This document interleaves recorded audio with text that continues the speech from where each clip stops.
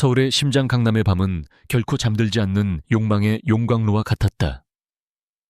그 중에서도 가장 화려하고 은밀한 빛을 발하는 곳, VIP들만을 위한 라운지바 에클리제의 공기는 수억 원을 호가하는 샴페인 거품과 값비싼 향수, 그리고 눈에 보이지 않는 계급의 향기로 농밀하게 채워져 있었다.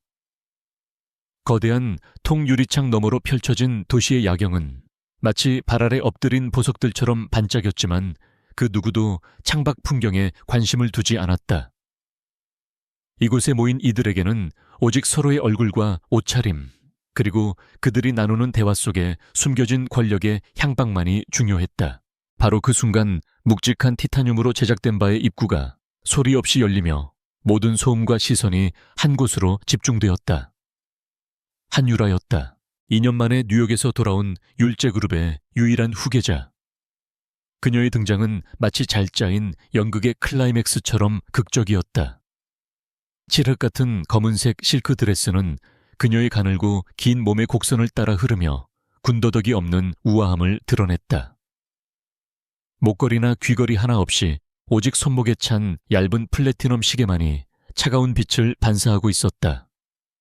뉴욕의 칼바람을 담은 듯한 시크함과 누구도 쉽게 범접할 수 없는 냉철함이 그녀의 전신을 감싸고 있었다. 길게 찢어진 눈매는 무심하게 주변을 훑었고 붉게 칠한 입술은 굳게 닫혀 어떤 감정도 드러내지 않았다. 그녀를 둘러싼 공기가 순간적으로 차갑게 얼어붙었다. 파스텔 톤의 화사한 드레스를 입고 제잘거리던 재벌가의 딸들이 순간 입을 다물었고 그녀들의 시선에는 선망과 질투, 그리고 약간의 두려움이 복잡하게 뒤섞여 있었다. 한유라는 그들의 시선을 마치 존재하지 않는 것처럼 무시하며 안으로 걸어 들어왔다. 유라야. 가장 먼저 침묵을 깬 것은 그녀의 약혼자, SJ그룹의 젊은 CEO 박민준이었다. 그는 사람들 사이를 헤치고 다가와 익숙하게 그녀의 허리를 감쌌다. 그의 얼굴에는 반가움과 함께 자신의 소유물을 과시하는 듯한 만족감이 뚜렷했다. 오래 기다렸잖아. 비행기 연착된 줄 알고 걱정했어. 길이 좀 막혔을 뿐이야. 한유라는 짧게 대답하며 그의 손을 은근히 밀어냈다. 2년이라는 시간은 많은 것을 바꿔놓았다. 예전에는 당연하게 여겨졌던 그의 손길이 이제는 어색하고 불편하게만 느껴졌다.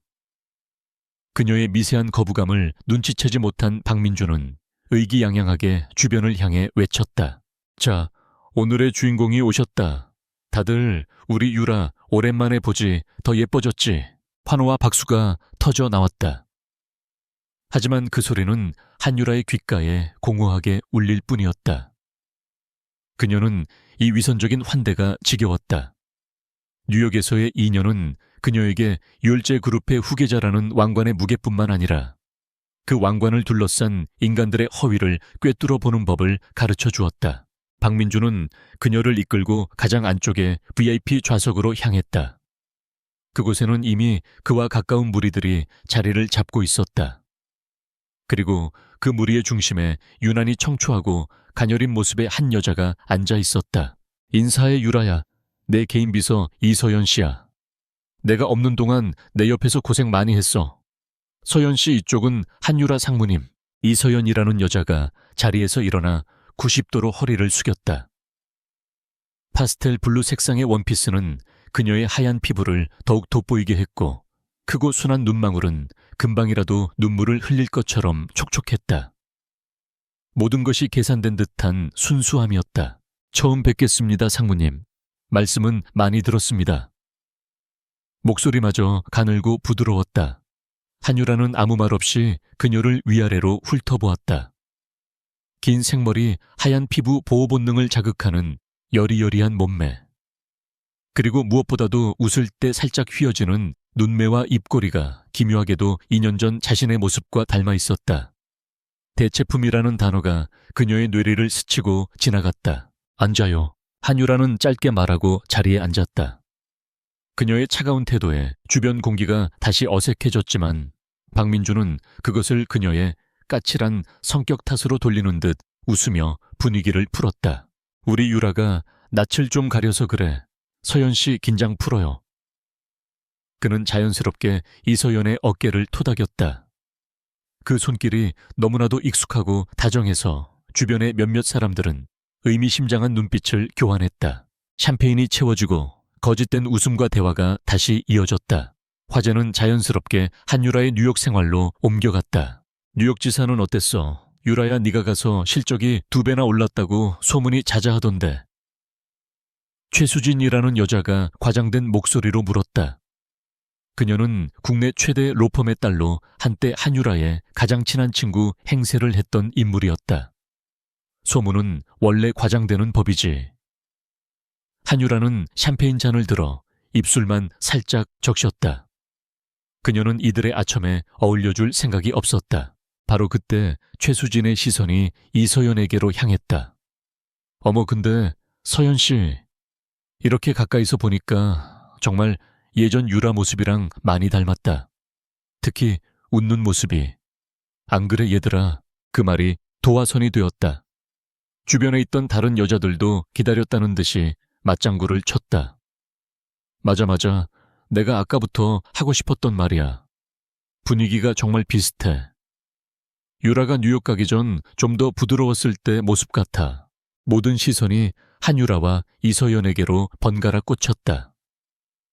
이서연은 얼굴을 붉히며 손사래를 쳤다. 아니에요, 선배님들. 제가 어떻게 감히 유라 상무님과. 상무님은 하늘의 별처럼 높은 분이신데요. 저는 그냥. 그녀는 말을 잇지 못하고 고개를 숙였다. 금방이라도 울음을 터뜨릴 것 같은 모습은 남자들의 보호 본능을 자극하기에 충분했다. 박민준이 만족스러운 미소를 지으며 이서연의 등을 감쌌다. 우리 서연 씨가 마음이 여려서 그래. 칭찬을 해줘도 부끄러워하기만 하고. 유라 너처럼 기가 세지 않아서 더 챙겨주게 돼. 기가 세다. 그 한마디가 날카로운 비수처럼 한유라의 심장에 박혔다. 그는 지금 모두가 보는 앞에서 자신을 깎아내리고 이서연을 치켜쓰고 있었다. 2년 전 그 기가 센 모습에 반했다며 쫓아다녔던 남자가 바로 박민준이었다. 한유라는 천천히 샴페인 잔을 내려놓았다. 잔이 테이블에 부딪히며 탁 하는 날카로운 소리를 냈다. 시끄럽던 주변이 순간 조용해졌다. 그녀는 입가에 얼음장 같은 미소를 머금은 채 박민준을 바라보았다. 박 이사님 칭찬이시겠죠? 제가 있던 뉴욕에서는 기가 세다는 말이 유능하고 자기 주관이 뚜렷하다는 최고의 찬사였는데 서울의 어법은 그새 좀 달라졌나 보네요. 그녀의 목소리는 나지막했지만 그 안에 담긴 서늘한 가시는 모두가 느낄 수 있었다. 박민준의 얼굴이 순간 굳었다. 최수진을 비롯한 다른 이들도 어색한 표정을 감추지 못했다. 하하하, 유라네오는 여전하구나. 농담도 그렇게 진지하게 받아치고. 박민준은 억지 웃음을 지으며 상황을 수습하려 했다. 하지만 한유라는 그의 말을 가볍게 무시하고 시선을 이서연에게로 돌렸다. 이서연 씨라고 했죠. 네네 상무님. 이서연은 화들짝 놀라며 대답했다. 내 모습이랑 닮았다는 말 기분 나쁘지 않아요. 나는 별로 유쾌하지 않은데.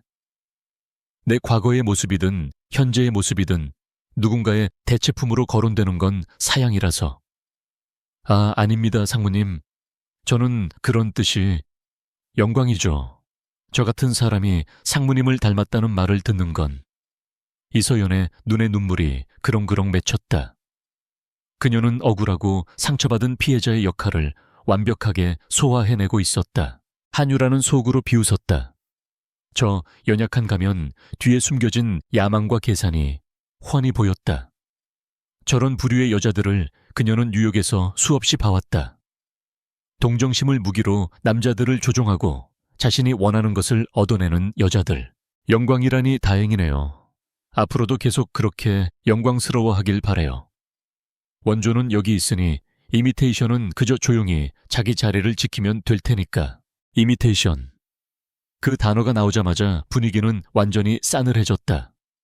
이서연의 얼굴에서 핏기가 가셨고 박민준은 더 이상 참을 수 없다는 듯 자리에서 일어났다. 한유라 말이 너무 심한 거 아니야? 서연 씨가 뭘 그렇게 잘못했다고. 오랜만에 만나서 다들 반갑게 맞아주는데 꼭 그렇게 분위기를 망쳐야겠어. 분위기, 내가 보기엔 이미 망가질 대로 망가진 것 같은데.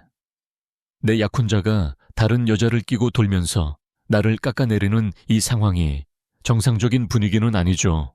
박 이사님, 뭐 내가 언제 널 깎아내렸다고. 그냥 서연 씨가 착하고 여리니까 챙겨준 것뿐이야.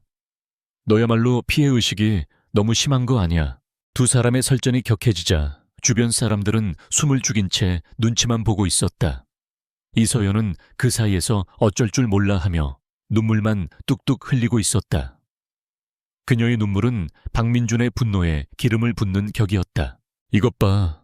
네가 이렇게 쏘아붙이니까 서연 씨가 겁먹어서 울잖아. 넌 2년 전이나 지금이나 변한 게 하나도 없어. 항상 그렇게 날카롭고 제멋대로고. 뉴욕 물을 먹더니 더 심해졌군. 한유라는 기가 막혀 헛웃음이 나왔다. 변한 것은 자신이 아니라 박민준이었다. 그녀가 서울을 떠나 있는 동안 그는 이 가증스러운 여자에게 완전히 길들여져 있었다. 그녀의 모든 것을 따라하는 여자에게 마음을 빼앗기고 이제 와서 원조인 자신에게 변했다고 손가락질하고 있었다. 그래요. 나 변했어요. 쓸데없는 감정에 휘둘리고 가짜 친절에 속아 넘어갔던 예전의 한유라는 이제 없으니까. 그리고 박 이사님 눈에는 저 여자의 눈물만 보이고 방금 내가 이 자리에서 당한 모욕은 보이지 않나 보죠. 모욕, 누가 널 모욕했다고 그래. 다들 널 칭찬하고 반겨줬잖아. 내 얼굴을 한 다른 여자와 나를 비교하며 품평하는 게 칭찬이었군요. 새로운 사실을 알아가네요. 그녀는 자리에서 일어섰다. 더 이상 이 역겨운 연극에 어울려줄 마음이 사라졌다. 그녀의 시간은 이런 저급한 감정 소모에 낭비하기에는 너무나도 비쌌다. 오늘 파티는 고마웠어요. 하지만 주인공을 잘못 짚은 것 같네요. 아무래도 저보다는 이서연 씨를 위한 자리였던 것 같으니 두 분이서 오붓하게 즐기시길. 그녀가 차갑게 돌아섰다.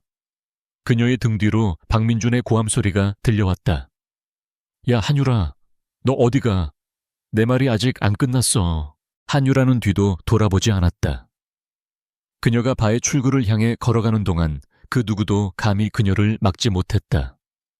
오직 이서연의 흐느끼는 소리와 그녀를 달래는 박민준의 다정한 목소리만이 그녀의 귓가를 희미하게 스칠 뿐이었다. 에클리제의 화려한 조명 아래 한유라는 철저히 혼자였다. 그러나 그녀의 발걸음은 조금의 망설임도 없이 단단하고 굳었다.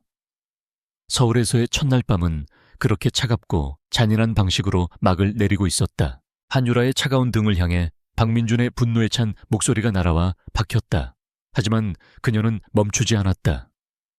이 지긋지긋한 공간을 1초라도 빨리 벗어나는 것이 유일한 목표였다. 그녀의 손이 에클리제의 묵직한 문을 향해 뻗어나가던 바로 그 순간 강한 힘이 그녀의 손목을 낚아챘다. 어딜까, 내 말이 아직 안 끝났다고 했잖아. 박민준이었다. 그의 손아귀 힘은 분노로 인해 평소보다 훨씬 거셌다. 잘 관리된 그의 얼굴은 이성을 잃고 붉게 상기되어 있었다. 공공장소에서, 그것도 그들의 친구들이 모두 지켜보는 앞에서 약혼녀의 팔을 우악스럽게 잡아끄는 그의 모습은 SJ그룹의 젊은 CEO라는 직함과는 전혀 어울리지 않는 난폭함 그 자체였다. 한유라는 천천히 고개를 돌렸다.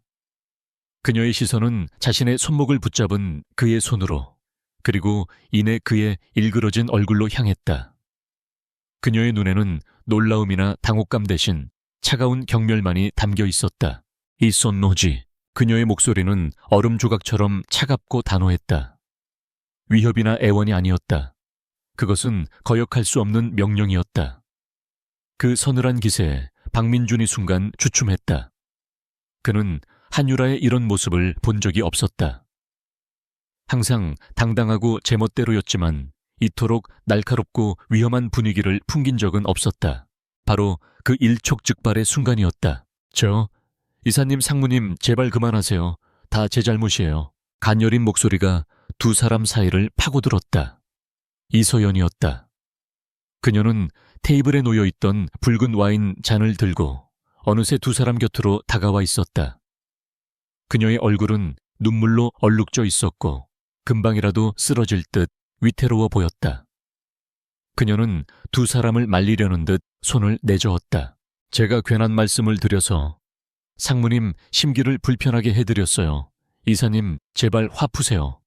네, 그것은 완벽하게 계산된 연기였다.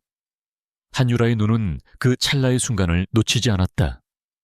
이서연이 박민준을 향해 애원하는 척하면서 그녀의 발이 아주 미세하고 부자연스럽게 뒤로 움직이는 것을, 마치 무언가에 걸린 것처럼.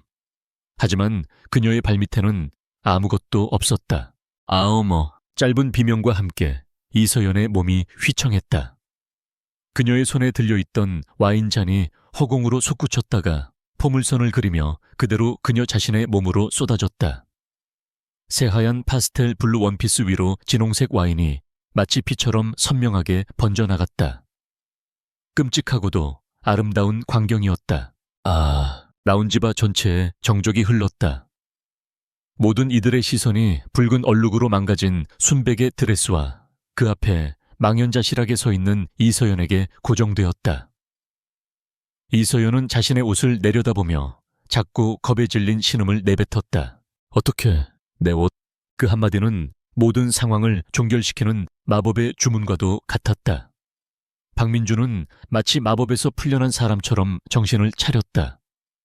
그는 붙잡고 있던 한유라의 손목을 거칠게 뿌리치고 이서연에게 달려갔다.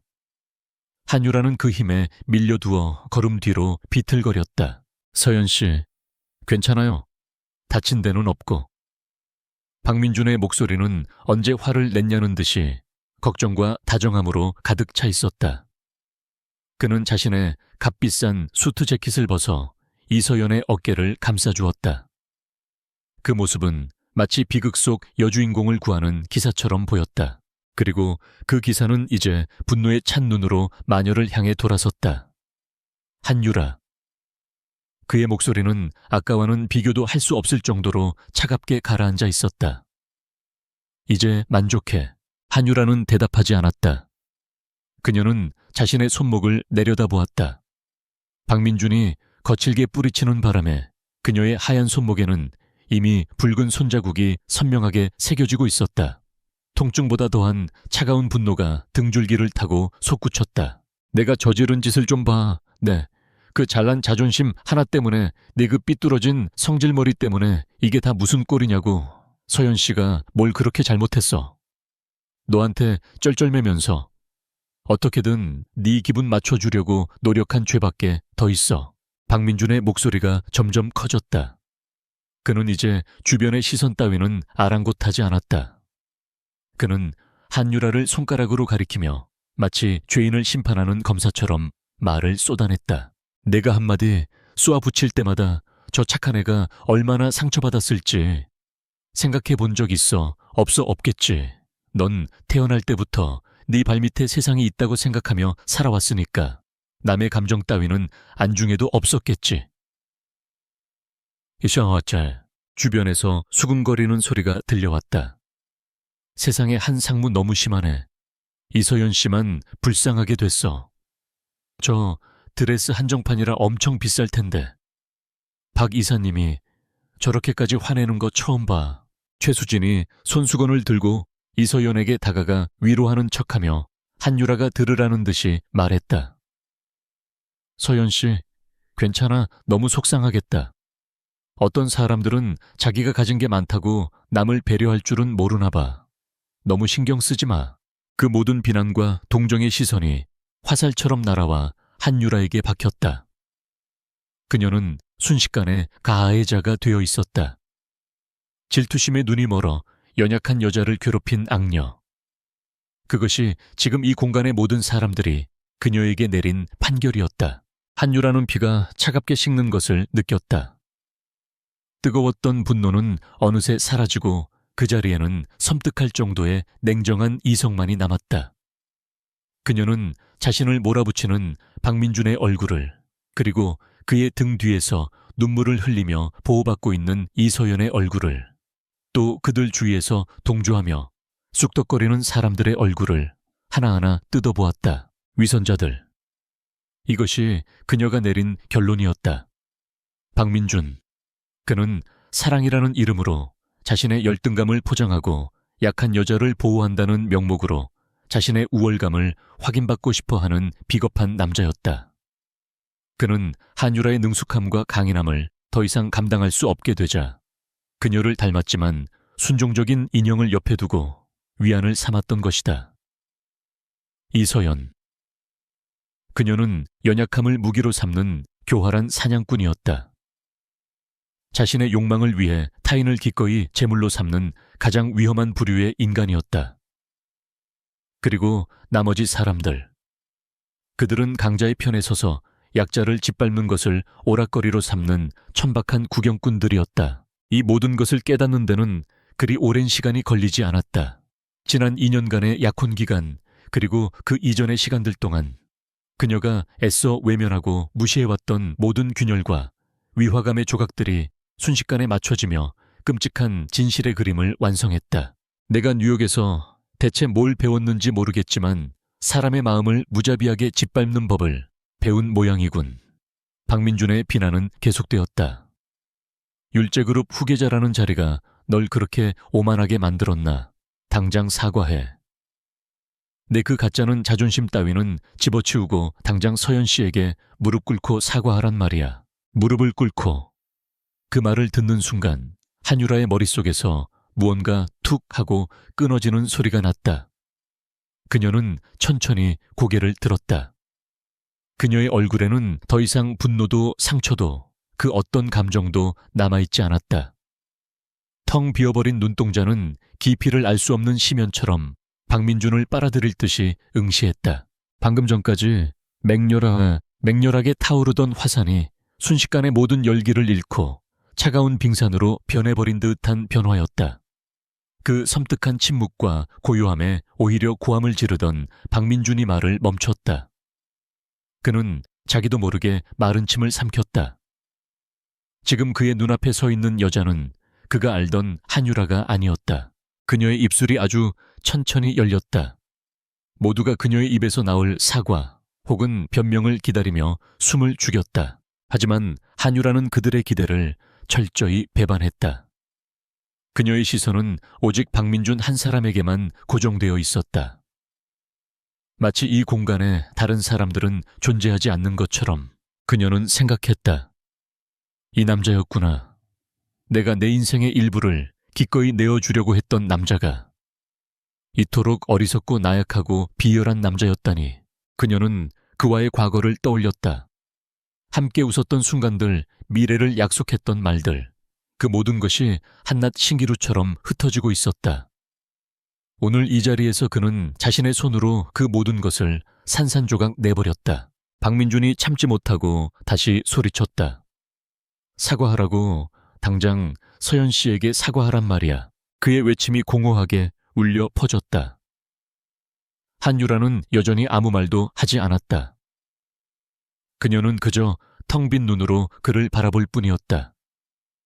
그 시선 속에서 박민준이라는 남자는 아주 천천히 그리고 완벽하게 지워지고 있었다. 사랑도 미움도 그 어떤 감정도 남지 않은 무우의 공간으로 박민준의 핏발선 외침이 소음으로 가득 찬 라운지바의 공기를 갈랐다. 사과하라고. 당장 서연 씨에게 사과하란 말이야. 그의 발악에 가까운 요구에 한유라의 텅 비어있던 눈동자에 아주 미세한 감정의 파문이 일었다. 그것은 동정심이었다. 눈앞에서 마지막 남은 품위마저 내던지며 발버둥치는 남자에 대한 지독히도 차가운 동정. 그녀는 박민준의 어깨 너머로 그의 등 뒤에 숨어 여전히 연약한 피해자를 연기하고 있는 이서연을 보았다. 한유라의 시선이 닿자 이서연의 어깨가 움찔 떨렸다. 가면 뒤에 숨겨진 본능적인 두려움이었다. 한유라는 다시 박민준에게로 시선을 옮겼다. 그리고 아주 느리고 명확하게 이 공간의 모든 사람들이 들을 수 있을 만큼의 목소리로 말했다. 하지만 그 말은 박민준을 향한 것이 아니었다. 그것은 그녀 자신을 향한 선언이자 과거의 모든 것을 끊어내는 날카로운 칼날이었다. 그녀의 입술이 열렸다. 여기까지 하자. 그 세 마디는 천둥이나 벼락처럼 거창하지 않았다. 그저 늦가을 밤공기처럼 스산하고 고요하게 내려앉았다. 하지만 그 안에 담긴 무게는 라운지 바의 그 누구도 감당할 수 없을 만큼 묵직했다. 파혼. 그녀는 그 단어를 직접 입에 담지 않았지만 그 자리에 있는 모두가 그 의미를 정확하게 이해했다. 박민준의 얼굴에서 모든 핏기가 사라졌다. 그는 잠시 그 말의 의미를 이해하지 못하는 사람처럼 멍하니 서 있었다. 주위의 수군거림도 이서연의 흐느낌도 모두 그의 귓가에서 멀어지는 듯했다. 뭐라고 했어 지금? 그가 더듬거리며 물었다. 잘못 들은 거지. 네가 감히 똑똑히 들었을 텐데. 한유라는 그의 말을 잘랐다. 그녀의 목소리에는 이제 한치의 망설임도 감정의 동요도 없었다. 박민준 씨, 당신과 나의 관계는 오늘 이 자리에서 끝이야. 그제야 상황을 파악한 박민준의 얼굴이 경악에서 분노로 그리고 이내 비웃음으로 바뀌었다. 그는 마치 세상에서 가장 재미있는 농담을 들은 사람처럼 허하고 코웃음을 쳤다. 지금 장난해. 네가 지금 무슨 자격으로 끝내. 화가 나니까 눈에 뵈는 게 없나 본데. 정신 차려. 한유라 네가 뭔데 파혼을 입에 담아. 이건 너와 나 둘만의 문제가 아니야. 율제와 SJ 두 그룹 간의 약속이라고. 그 약속 깨면 그만이지. 한유라는 지극히 당연한 사실을 말하듯 대꾸했다. 율제그룹의 이름에 먹칠을 하는 약혼이라면 없는 편이 나. 그리고 박민준 씨, 당신은 오늘 당신의 행동으로 SJ그룹 전체의 얼굴에 먹칠을 했어. 내 인내심을 시험한 걸 후회하게 될 거야. 그녀의 눈빛은 너무나도 확고해서 박민준은 순간 할 말을 잃었다. 저 눈빛은 허세나 객기가 아니었다. 모든 것을 끝내기로 결심한 사람의 돌이킬 수 없는 결의가 담겨 있었다. 그는 자기도 모르게 뒷걸음질 쳤다. 한유라는 더 이상 그에게 시선을 주지 않았다. 그녀는 바닥에 떨어진 자신의 클러치백을 주워들고 미련 없이 몸을 돌렸다. 이번에 그녀가 걸어갈 때 라운지 바의 모든 사람들은 마치 약속이라도 한 듯 길을 비켜주었다. 모세가 홍해를 가르듯 그녀의 앞길이 열렸다. 사람들의 시선 속에는 더 이상 비난이나 동정이 아니었다. 그것은 경외와 두려움이었다. 재벌가의 영예가 벌이는 단순한 사랑 싸움이 아니었다. 이것은 거대한 전쟁의 서막이었고 그들은 지금 그 중심에 서 있는 전쟁의 여신을 목격하고 있었다. 지하 주차장으로 내려가는 엘리베이터 안 차가운 금속벽에 한유라의 모습이 비쳤다. 조금의 흐트러짐도 없는 완벽한 모습. 하지만 그녀 자신만이 알고 있었다. 가느다란 손끝이 미세하게 떨리고 있다는 것을. 분노와 배신감으로 심장이 차갑게 얼어붙는 동시에 역설적으로 머리는 뜨겁게 달아오르고 있었다. 띵 하는 소리와 함께 엘리베이터 문이 열리고 광활한 지하 주차장에 서늘한 공기가 그녀를 맞았다. 또각또각. 하이힐 소리가 적막한 공간을 규칙적으로 울렸다. 그녀는 자신의 차 우아하면서도 강력한 힘을 숨기고 있는 마세라티 콰트로포르테 앞에 섰다. 차 문을 열고 운전석에 앉아 문을 닫는 순간 외부 세계와 완벽하게 차단되자 팽팽하게 유지하던 마지막 끈이 끊어졌다. 그녀의 입에서 거친 숨이 터져 나왔다. 그녀는 스티어링 휠을 강하게 움켜쥐었다. 손가락 마디마디가 하얗게 질릴 정도였다. 몸이 통제할 수 없이 떨려왔다. 눈물은 나지 않았다. 박민준 같은 남자를 잃었다고 흘릴 눈물은 그녀에게 남아있지 않았다. 대신 심장을 쥐어짜는 듯한 모멸감과 불타는 분노가 온몸을 휘감았다. 감히 나에게, 한유라에게 그녀는 눈을 감았다. 지난 2년간의 시간이 주마등처럼 스쳐 지나갔다. 뉴욕의 혹독한 비즈니스 세계에서 살아남기 위해 잠자는 시간까지 쪼개가며 스스로를 증명해야 했던 시간들. 율제의 후계자라는 이름에 부끄럽지 않기 위해, 그리고 언젠가 박민준과 나란히 설 수 있는 동등한 파트너가 되기 위해 발버둥 쳤던 시간들. 그 모든 노력이 오늘 밤 그의 경솔하고 오만한 행동 하나로 물거품처럼 부정당했다. 그녀는 몇 번의 깊은 심호흡으로 감정을 다스렸다. 지금은 분노에 잠식될 때가 아니었다. 그녀는 한유라였다. 쓰러지더라도 그냥 쓰러지지 않는다. 상대를 함께 지옥으로 끌고 들어가거나 혹은 그 폐허 위에서 다시 일어서는 여자. 그녀는 떨리는 손으로 스마트폰을 들었다. 그리고 단축번호 1번을 길게 눌렀다. 신호음이 두어 번 울리기도 전에 중후하고 따뜻한 목소리가 들려왔다. 유라냐, 웬일이냐 이 시간에. 그녀의 할아버지 율제그룹의 창업주이자 살아있는 전설 한 회장이었다. 할아버지, 저 유라예요. 그녀의 목소리는 스스로가 놀랄 정도로 침착했다. 하지만 그 미세한 떨림까지 숨길 수는 없었다. 한 회장의 목소리가 순간 날카로워졌다. 유라의 목소리가 왜 그러니? 무슨 일 있었어? 수십 년간 비즈니스 전쟁터에서 살아남은 노회한 경영자의 직감은 손녀의 작은 변화도 놓치지 않았다. 별일 아니에요. 그냥 오늘 제 환영 파티가 있었어요. 한유라는 감정을 배제하고 마치 남의 일을 보고하듯 사실만을 건조하게 나열하기 시작했다. 그 자리에 박민준 이사와 그의 개인 비서 이서연 씨가 함께 있었습니다. 한 회장은 아무 말 없이 듣고만 있었다. 여러 사람이 보는 앞에서 박민준 이사는 이서연 씨를 두둔하며 저를 몰아세웠습니다. 제가 그 여자를 괴롭힌 것처럼 상황을 만들었고 제게 공개적으로 사과를 요구했습니다. 그녀는 무릎을 꿇으라는 말까지는 차마 입에 담지 못했다. 그 치욕을 할아버지에게 전가하고 싶지 않았다. 그래서 어떻게 했니? 진우환입 저러자. 한 회장의 목소리는 고요했지만 그 안에 폭풍전야의 긴장감이 감돌았다. 그 자리에서 파혼을 통보했습니다. 한유라가 말했다. 할아버지, 이 결혼 없던 일로 하겠습니다. 율제의 이름에 먹칠을 하는 치욕적인 약혼은 맺을 수 없습니다. 수화기 너머로 잠시 침묵이 흘렀다. 그것은 결코 길지 않은 시간이었지만 한유라에게는 영혼처럼 느껴졌다. 그녀는 자신의 손에 땀이 배어나는 것을 느꼈다. 그리고 마침내 한 회장의 목소리가 들려왔다. 그의 목소리에는 손녀를 향한 따뜻함 대신 강철을 녹일 듯한 차가운 분노가 서려 있었다. 알았다. 그 한마디뿐이었다. 그는 왜 그랬냐고 묻지도 경솔했다고 타박하지도 않았다. 그는 언제나처럼 무조건적인 신뢰로 손녀의 결정을 지지했다. 그 버러지 같은 놈들이 감히 내 손녀를 건드렸겠다.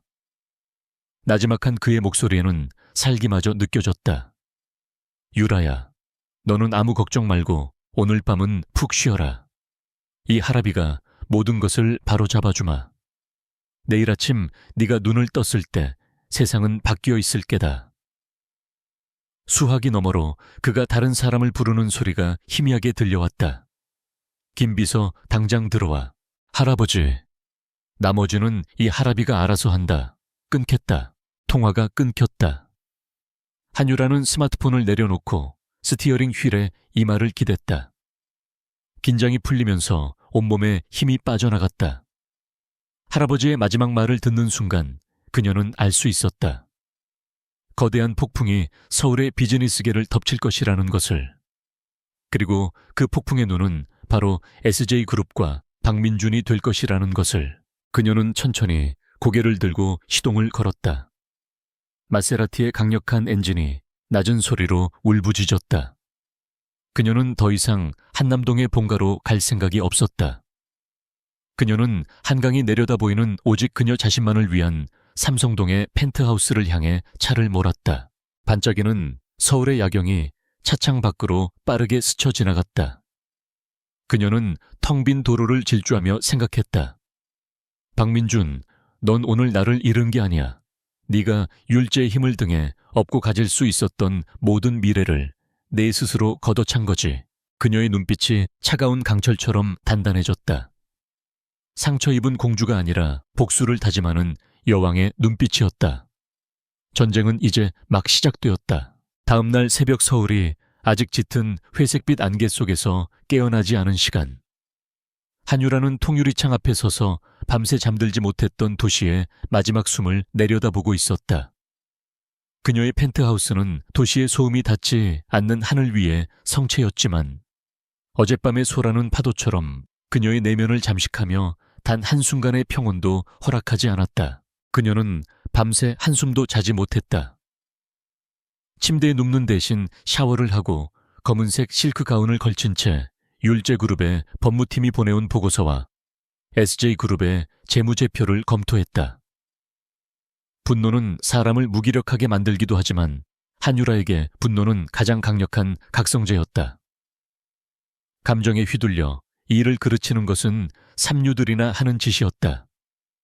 그녀는 자신의 상처를 무기로 그리고 연료로 사용하는 법을 뉴욕에서 혹독하게 터득했다. 거실 벽에 걸린 대형 스크린에서는 경제 채널의 아침 방송이 소리 없이 흐르고 있었다. 속보. SJ그룹 주가 개장과 동시에 급락. 대기업 파트너십 결별설 솔솔이라는 자막이 붉은색으로 깜박였다.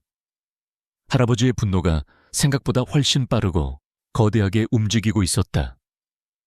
박민주는 아마 지금쯤 자신이 걷어찬 것이 단순한 약혼녀가 아니라 SJ그룹의 명운을 쥔 동아줄이었다는 사실을 뼈저리게 깨닫고 있을 터였다. 한유라는 무표정하게 리모컨을 눌러 TV를 껐다. 통쾌함보다는 씁쓸함이 더 컸다.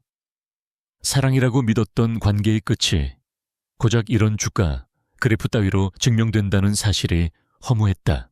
그녀는 드레스룸으로 들어가 크림색의 심플한 팬츠수트를 골랐다. 어깨에 걸친 재킷의 날카로운 선이 마치 갑옷처럼 느껴졌다. 최소한의 화장으로 밤새 잠들지 못한 흔적을 감추고 머리를 단정하게 묶어 올렸다. 거울에 비친 자신의 모습은 어제보다 더 차갑고 단단해 보였다. 차를 몰아 향한 곳은 삼청동에 위치한 한적한 갤러리였다. 요란한 환영 파티도 역겨운 위선자들도 없는 곳. 오직 순수한 미와 고요한 침묵만이 존재하는 그녀만의 오랜 성역이었다. 갤러리 안은 평일 오전답게 한산했다. 높은 천장과 새하얀 벽 그리고 그 위에 걸린 작품들. 공간을 채운 것은 오직 자신의 구두 소리와 희미한 유화 물감 냄새뿐이었다. 그녀는 약속이라도 한 듯 가장 안쪽의 전시실로 향했다. 그곳에는 그녀가 가장 아끼는 그림 단색화의 거장 박서보 화백의 묘법 시리즈 중 하나가 걸려 있었다. 캔버스를 가득 채운 것은 격렬하면서도 절제된 무수한 선들의 반복이었다. 타오르는 분노를 억누르듯 슬픔을 지워내듯 끊임없이 자신을 비워내는 수행의 과정이 고스란히 담겨 있었다. 한유라는 그림 앞에 서서 가만히 그 선들을 눈으로 쫓았다. 자신의 복잡한 내면이 통제할 수 없이 요동치는 감정의 소용돌이가 저 캔버스 위에서 고요하게 정화되는 듯한 기분이었다. 얼마나 그렇게 서 있었을까? 그 그림 여전히 좋아하나 보네. 한유라. 낮고 부드러운 그러나 낯설지 않은 목소리가 등 뒤에서 들려왔다. 한유라는 화들짝 놀라 뒤를 돌아보았다. 그곳에 한 남자가 서 있었다. 박민준처럼 화려하지도 주변의 시선을 의식하지도 않는 남자. 군더더기 없는 짙은 네이비색 수트를 입고 안경 너머로 지적인 눈빛을 빛내고 있는 남자. 그의 얼굴에는 희미한 미소가 걸려 있었지만 그 눈빛만은 진지하게 그녀를 향해 있었다. 권지훈, 그녀의 입에서 자신도 모르게 이름이 흘러나왔다. 권지훈, 실리콘밸리에서 가장 주목받는 AI 스타트업의 창업자이자 그녀가 서울을 떠나기 전까지 유일하게 마음을 터놓았던 어린 시절의 친구. 그가 왜 여기에? 오랜만이다. 권지훈이 한 걸음 다가오며 말했다. 서울에 돌아왔다는 소식은 들었는데 이런 식으로 다시 만나게 될 줄은 몰랐네. 그의 말은 담담했지만 그 안에는 많은 의미가 담겨 있었다. 그 역시 어젯밤의 사건을 알고 있다는 뜻이었다. 하긴 이 좁은 재계에서 그 소문이 퍼지는 것은 시간 문제였을 것이다. 네온, 언제 왔어? 실리콘밸리에 있는 거 아니었어? 한유라는 애써 아무렇지 않은 척 물었다. 지금 자신의 가장 약하고 추한 모습을 그에게 보이고 싶지 않았다. 본사를 서울로 옮겼어, 지난달에. 아직 정신이 없어서 연락을 못했네. 그래, 어색한 침묵이 흘렀다. 한유라는 다시 그림으로 시선을 돌렸다. 무슨 말을 해야 할지 알 수 없었다. 위로의 말도 동정의 시선도 받고 싶지 않았다. 하지만 권지우는 그녀가 예상했던 반응을 보이지 않았다. 그는 그녀의 옆에 나란히 서서 그녀와 마찬가지로 그림을 바라보았다. 여전 안에 이 그림은 모든 걸 쏟아내고 또 모든 걸 지워내는 것 같아. 그가 나지막이 말했다. 여기 우리 고등학생 때 보충 수업 땡땡이 치고 몰래 왔던 곳이잖아. 넌 그때도 이 그림 앞에서 1시간을 넘게 서 있었지. 무슨 생각을 그렇게 하냐고 물었더니 비밀이라고 대답했고 오래된 기억에 편리니 먼지를 털고 떠올랐다. 숨막히는 입시 경쟁과 후계자 수업 속에서 유일한 탈출구였던 시간들. 아무도 자신을 율제그룹의 손녀로 보지 않았던 오직 권지훈만이 자신을 그냥 한유라로 봐주었던 시절. 기억하고 있었네. 내 기억은 잘 잊어버리지 않는 편이라. 권지훈이 피식 웃으며 말했다. 그는 잠시 그녀를 내려다보았다. 화장으로 가렸지만 밤새 잠 못 이룬 피곤함이 그녀의 눈밑에 희미한 그늘을 만들고 있었다. 그는 더 이상 과거를 언급하지 않았다. 대신 다른 화제를 꺼냈다. 뉴욕은 어땠어? 힘들진 않았고. 사람 사는 곳은 다 똑같지 뭐. 치열하고 이기적이고 가끔은 비열하고. 그녀의 대답에는 날이 서 있었다. 어젯밤의 경험이 그녀의 모든 것을 불신하게 만들고 있었다. 그렇지. 하지만 가끔은 선한 사람도 있고 의외의 순간에 도움을 주는 사람도 있고. 권지훈이 부드럽게 그녀의 말을 받았다. 네가 그런 사람들을 더 많이 만났으면 좋았을 텐데. 그 순간 한유라의 주머니에서 스마트폰이 맹렬하게 진동했다. 화면에는 박민준이라는 이름이 떠 있었다. 그녀는 차갑게 얼굴을 굳히고 통화 거절 버튼을 눌렀다. 그러자 곧바로 최수진을 비롯한 친구들의 메시지가 연달아 도착했다. 유라야, 괜찮아. 어제는 민준이가 너무 심했어. 그래도 오해가 있었던 것 같은데 한번 만나서 얘기해봐. 위선적인 문자들이 화면을 가득 채웠다. 그녀는 미련 없이 휴대폰 전원을 꺼버렸다. 권지우는 그 모든 것을 말없이 지켜보고 있었다. 그는 아무것도 묻지 않았다. 그저 그녀가 스스로의 폭풍을 잠재울 때까지 기다려주었다. 힘들어 보이는데. 그녀가 휴대폰을 가방에 집어넣자 그가 조용히 말했다. 커피라도 한잔 할까? 그의 제안은 너무나도 평범하고 자연스러워서 한유라는 자기도 모르게 고개를 끄덕였다. 그가 갤러리 한쪽에 있는 작은 카페로 그녀를 이끌었다. 바리스타가 주문을 받으려고 하자 권지훈이 먼저 말했다. 아메리카노 샷 추가해서 아주 진하게 한 잔, 시럽이나 설탕은 빼고, 그리고 따뜻한 캐모마일 티 한 잔 주세요. 그는 한유라를 돌아보지도 않고 주문했다. 한유라는 순간 놀랐다. 아주 진한 블랙커피. 그것은 수년이 지나도 변하지 않은 자신의 유일한 취향이었다. 박민준조차도 가끔 잊어버리곤 했던. 두 사람은 창가 자리에 마주보고 앉았다. 따뜻한 커피잔이 그녀의 차가운 손을 감쌌다. 권지우는 캐모마일 티를 천천히 마시며 창밖의 한옥 지붕들을 바라보고 있었다. 그는 여전히 어젯밤의 일에 대해 묻지 않았다. 마치 아무 일도 없었던 것처럼. 그 침묵이 한유라에게는 이상하게도 편안하게 느껴졌다. 서울로 돌아온 이후 처음으로 그녀는 갑옷을 입지 않은 맨 얼굴로 누군가를 마주하고 있는 기분이었다. 애써 강한 척하지 않아도, 구차한 변명을 늘어놓지 않아도 이 남자는 자신을 이해해 줄 것이라는 근거 없는 믿음이 생겨났다. 고마워. 한참 만에 그녀가 입을 열었다. 뭐가 그냥 다. 권지우는 대답 대신 희미하게 웃었다. 그는 찻잔을 내려놓고 그녀를 똑바로 바라보았다. 그의 눈빛에는 동정이 아닌 깊은 이해와 신뢰가 담겨 있었다. 돌아온 걸 환영한다, 유라야. 그것은 그녀가 서울에 돌아와서 들은 첫 번째 진심. 어린 환영 인사였다. 그 따뜻한 한마디에 지난 이틀간 그녀의 심장을 올가매고 있던 얼음벽에 아주 작고 희미한 균열이 생기는 것을 느꼈다. 그녀는 몇 년 만에 처음으로 권지훈이라는 남자를 다시 보게 되었다. 더 이상 과거의 친구가 아닌 한 명의 듬직한 남자로서 한유라가 권지훈과 함께 마시는 커피의 온기가 차에 식기도 전 서울의 비즈니스 세계는 거대한 지진에 휩쓸렸다. 오전 10시 정각. 율제그룹은 공식 보도 자료를 통해 SJ그룹과의 모든 파트너십 및 공동사업 프로젝트를 전면 중단한다고 발표했다. 사유는 그룹의 미래 성장 동력 확보를 위한 사업 포트폴리오 재조정 및 경영상의 전략적 판단이었다. 지극히 정중하고 비즈니스적인 표현이었지만 그 행간에 숨겨진 잔혹한 의미를 모르는 사람은 아무도 없었다. 대한민국 재계 서열 1위 율제그룹이 20위권에 겨우 턱걸이하는 SJ그룹을 공식적으로 손절한 것이다. 이 소식은 증권가의 핵폭탄처럼 떨어졌다. SJ그룹의 주가는 개장 10분 만에 하한가를 기록했다. 율제와의 합작으로 진행되던 수조원 규모의 신도시 개발 프로젝트 차세대 반도체 소재, 공동개발 해외 플랜트 사업 등 SJ그룹의 미래를 책임지던 거의 모든 사업이 하루아침에 좌초될 위기에 처했다.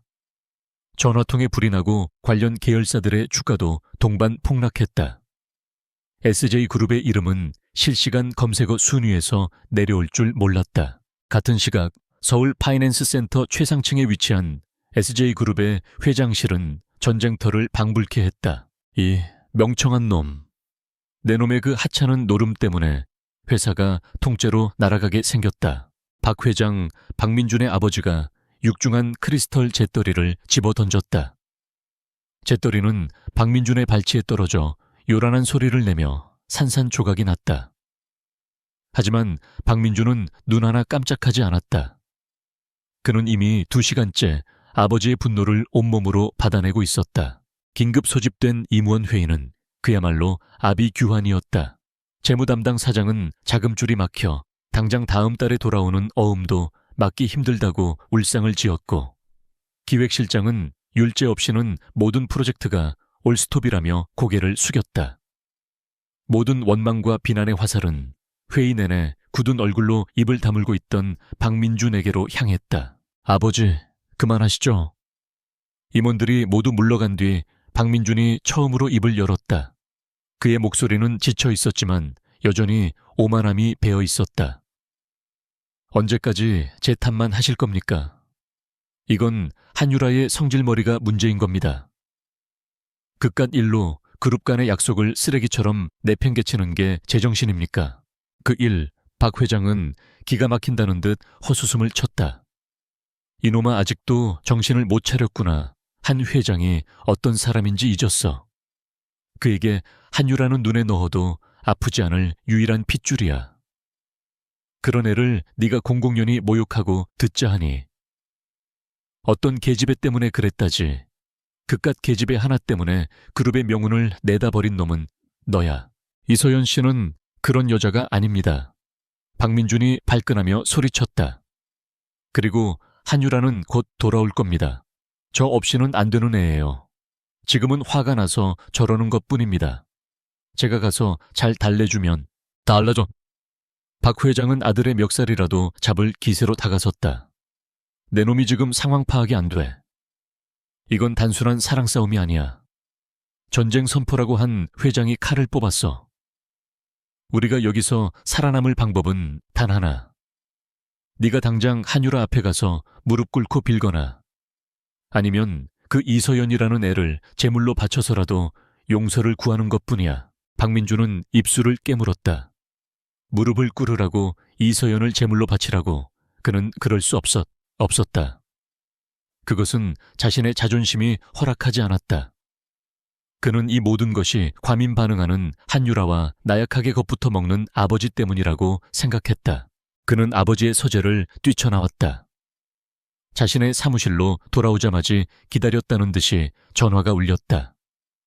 이서연이었다. 이사님, 괜찮으세요? 저 때문에 회사까지 이렇게 돼서 정말 죄송해요. 저는 어떻게 해야 할지. 수화기 너머로 그녀의 애처로운 울음소리가 들려왔다. 그 나약한 목소리를 듣는 순간 박민주는 자신이 다시 강한 남자가 된 것 같은 착각에 빠졌다. 그는 이 연약한 여자를 지켜줘야 했다. 아니야, 서연 씨 잘못 없어. 그가 부드러운 목소리로 말했다. 한유라가 제정신이 아닌 거야. 이건 그 여자의 히스테리일 뿐이야. 걱정 마. 내가 다 해결할게. 내가 가서 직접 단판을 짓고 오겠어. 전화를 끊은 그는 결심했다. 한유라를 직접 만나야겠다고. 그녀는 자신을 사랑한다. 자존심 때문에 홧김에 일을 저질렀지만 막상 자신의 얼굴을 보면 마음이 약해질 것이다. 비싼 선물과 달콤한 말로 구슬리면 언제나 그랬듯이 그녀는 못 이기는 척 돌아올 터였다. 그는 여전히 그렇게 믿고 있었다. 같은 시각 율제그룹의 심장부인 율제타워 펜트하우스 집무실. SJ그룹의 아수라 장과는 달리 이곳의 공기는 차갑고 고요했다. 거대한 창밖으로 서울 시내가 장난감처럼 펼쳐져 있었다. 한 회장은 최고 법무팀과 재무전략팀으로부터 보고를 받고 있었다. SJ와 관련된 모든 계약서 위약금 조항을 현존하는 법 테두리 안에서 최대로 적용해서 파기해 한치의 자비도 베풀 필요 없다. 예, 회장님. 관련된 은행단에도 압력을 넣어 SJ의 모든 신규 대출 및 만기 연장을 중단시키도록 조치하겠습니다. 언론에는 경영상의 전략적 판단이라고만 발표해 SJ의 무능함과 리스크를 간접적으로 부각시키되 우리가 감정적으로 대응하는 것처럼 보여서는 안 된다. 모든 것은 비즈니스일 뿐이야. 그의 지시는 짧고 정확하고 무자비했다. 수십 년간 숱한 전쟁을 승리로 이끈 노장의 관록이 묻어났다. 그는 감정을 철저히 배제한 채 가장 효율적이고 고통스러운 방식으로 상대를 해체하고 있었다. 보고가 끝나고 임원들이 모두 물러가자 한 회장은 비로소 무표정한 가면을 벗었다. 그는 책상 위에 놓인 작은 액자를 들어 올렸다. 액자 속에는 7살 남짓된 어린 한유라가 그의 목을 끌어안고 환하게 웃고 있었다. 아들과 며느리를 불의의 사고로 잃고 세상이 무너지는 것 같았던 그를 다시 일으켜 세운 유일한 희망. 감히 내 강아지에게 상처를 입혀. 그의 입에서 낮은 읊조림이 새어나왔다. 그의 눈빛은 손녀의 사진을 향할 때만큼은 더없이 따뜻했지만 이내 다시 얼음장처럼 차가워졌다. 박민주는 자신의 페라리를 몰아 율제 타워로 향했다.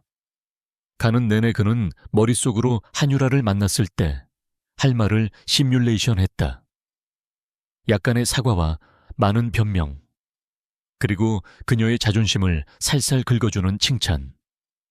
그는 이번에도 통할 것이라고 굳게 믿었다. 웅장한 율제 타워의 위용이 시야에 들어왔다.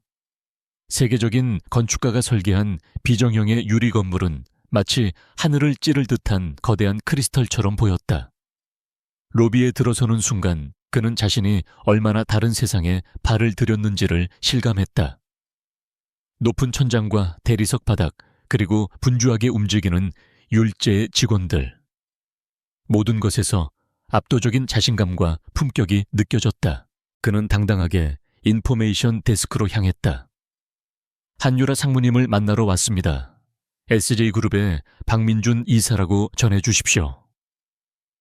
젊은 여성 직원은 그를 알아보고 잠시 놀란 표정을 지었지만 이내 프로페셔널한 미소로 답했다. 잠시만 기다려 주시겠습니까? 확인해 보겠습니다. 그녀는 수화기에 대고 무언가 짧게 속삭였다. 박민주는 팔짱을 낀 채 여유롭게 주변을 둘러보았다. 로비를 지나가는 몇몇 직원들이 그를 알아보고 수군거리는 것이 느껴졌지만 그는 개의치 않았다. 곧 한유라가 버선발로 뛰어내려와 자신을 맞아줄 것이라고 상상했다. 그러나 몇 분 뒤 그에게 돌아온 것은 예상 밖의 대답이었다. 직원은 정중하지만 단호한 표정으로 말했다. 죄송합니다, 박민준 이사님.